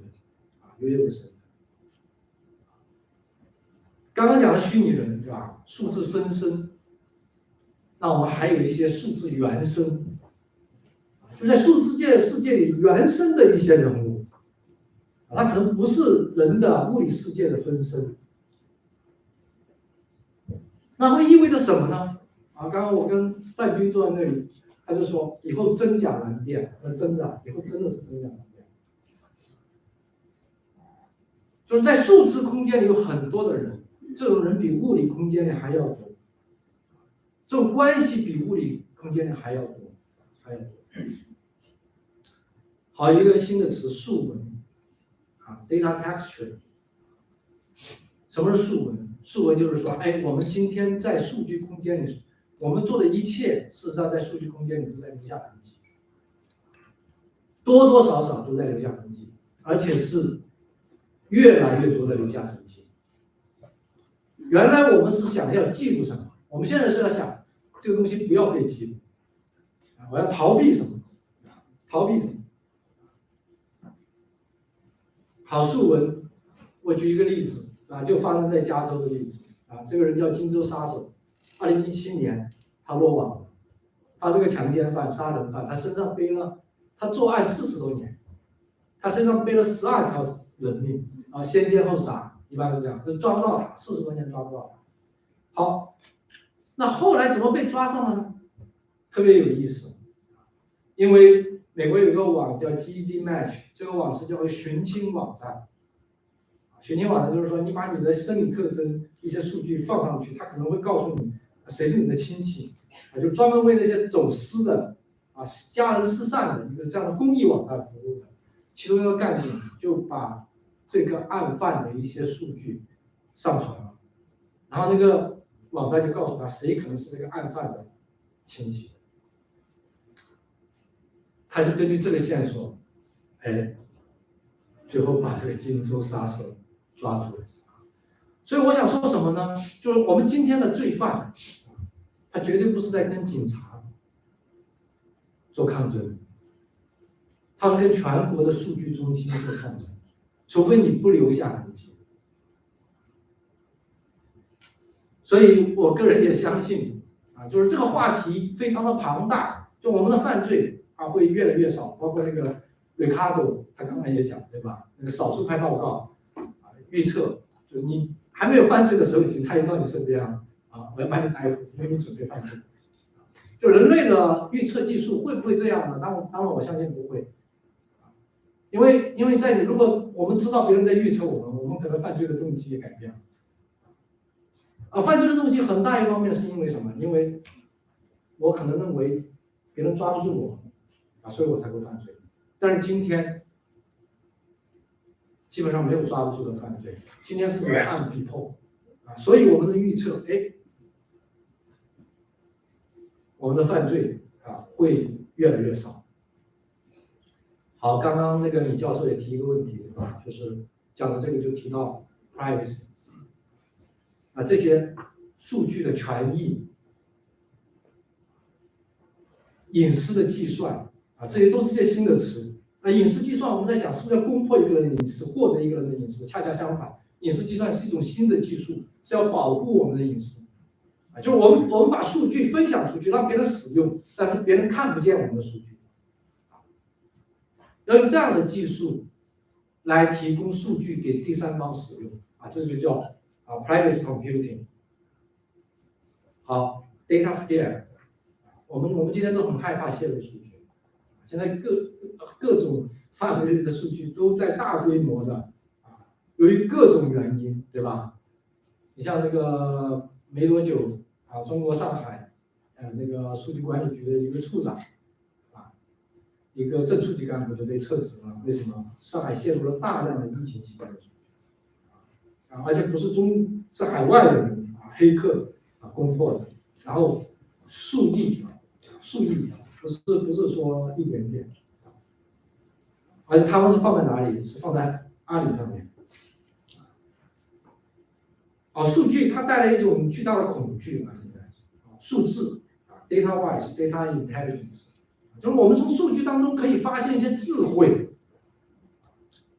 好，比如说在911期间，911期间，事实上在911前几个月在我们离我们不远的地方，在凤凰城就有个干警，他发现什么？很多中东的人来到这个美国的这个飞行学院学习驾驶，然后他甚至从一个学员身上收到了这个本拉登的照片，所以他就写了一个报告，你看这个报告在这里，说建议美国的这个 FBI 对全国的中东来这里学习驾驶飞机的人要登记要造车但这个报告没有被重视，甚至都没有离开凤凰城，根本没有到达这个 federal 这个层面好，1个月后，在明尼苏达又出现一件事，就他们也发现一个中东的人来学习驾驶飞行，而且那个人都是用现金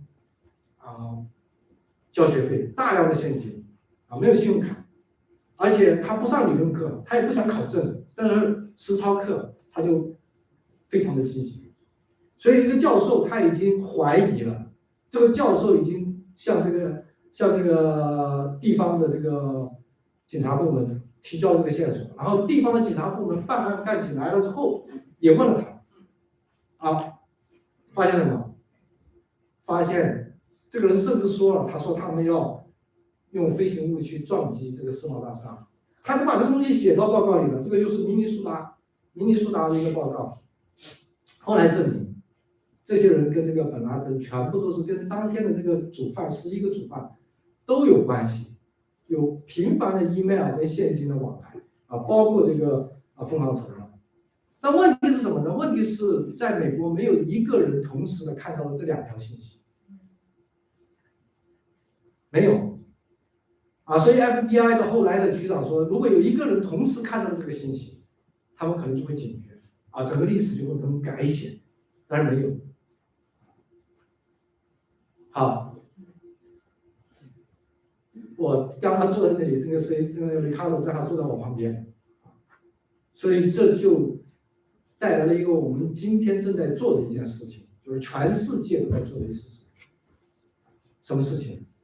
整合数据，就是把分散的数据全部整合到一起，然后整合到一起之后呢，用人工智能去做分析，去做关联。这个工作量是非常非常庞大的，去做计算去做推测，然后把一些有益的、有可能会发生的一些线索提交给人类，人类再去做判断，这有没有用呢？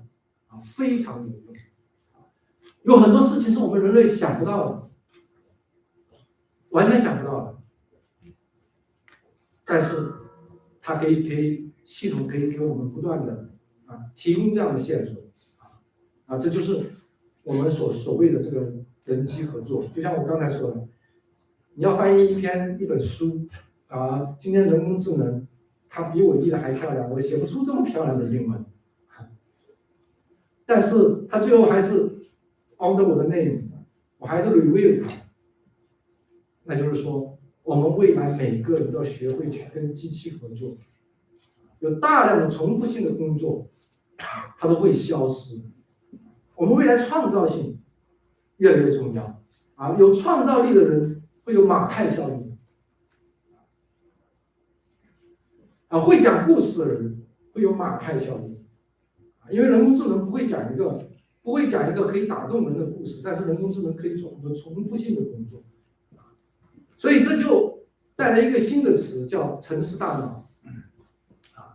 城市大脑是我到阿里去工作的第1天开的第1个会，就这个会，就是说，哎呀，我们有大量的视频数据，不知道怎么处理后来我慢慢，阿里巴巴就摸索了一条路，就跟地方政府去建城市大脑。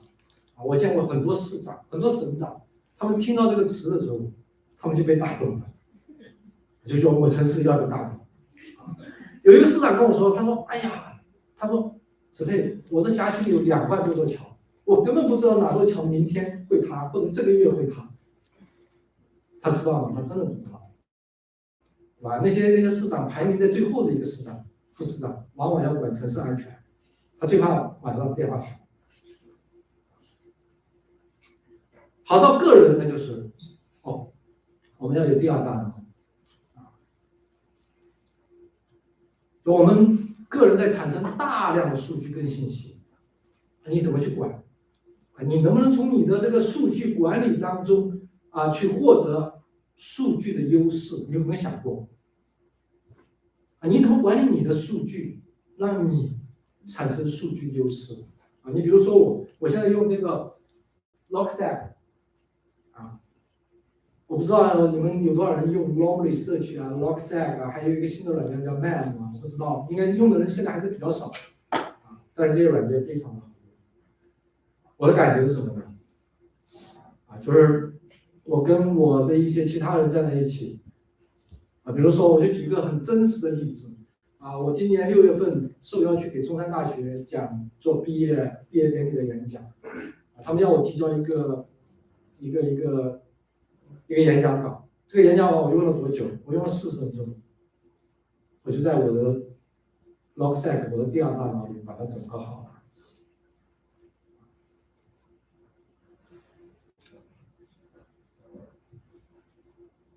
我的感觉是什么？如果你用这些软件，你会感觉到你自己有了原子弹，而那些没用的人，他们用的是步枪，你会觉得有点 unfair。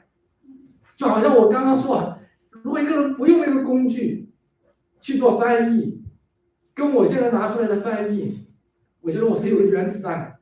为啥？我估计了一下，我至少节约了80%的精力。问题是我根本还翻不到那么好。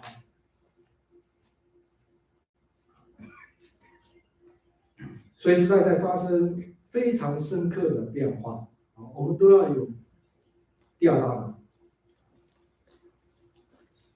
我们今天在这个信息时代，你会发现，信息基本上决定了一切，甚至决定你的命运，你怎么发展，你碰到什么样的信息，你看到什么样的信息，可能决定了你下一步的发展。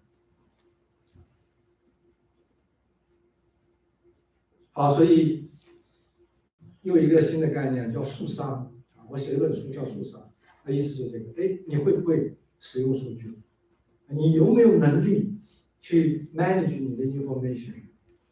我自己工作，我有一个很深刻的感受，就我亲历的一些团队，我就发现每个人能力是不一样的，有些人能在互联网上找到一些信息，有些人永远都找不到，他们不知道怎么找，那信息就在那里，但他们不会找。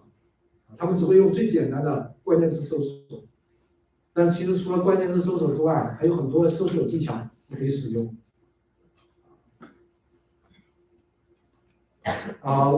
我印象当中最深刻的是什么？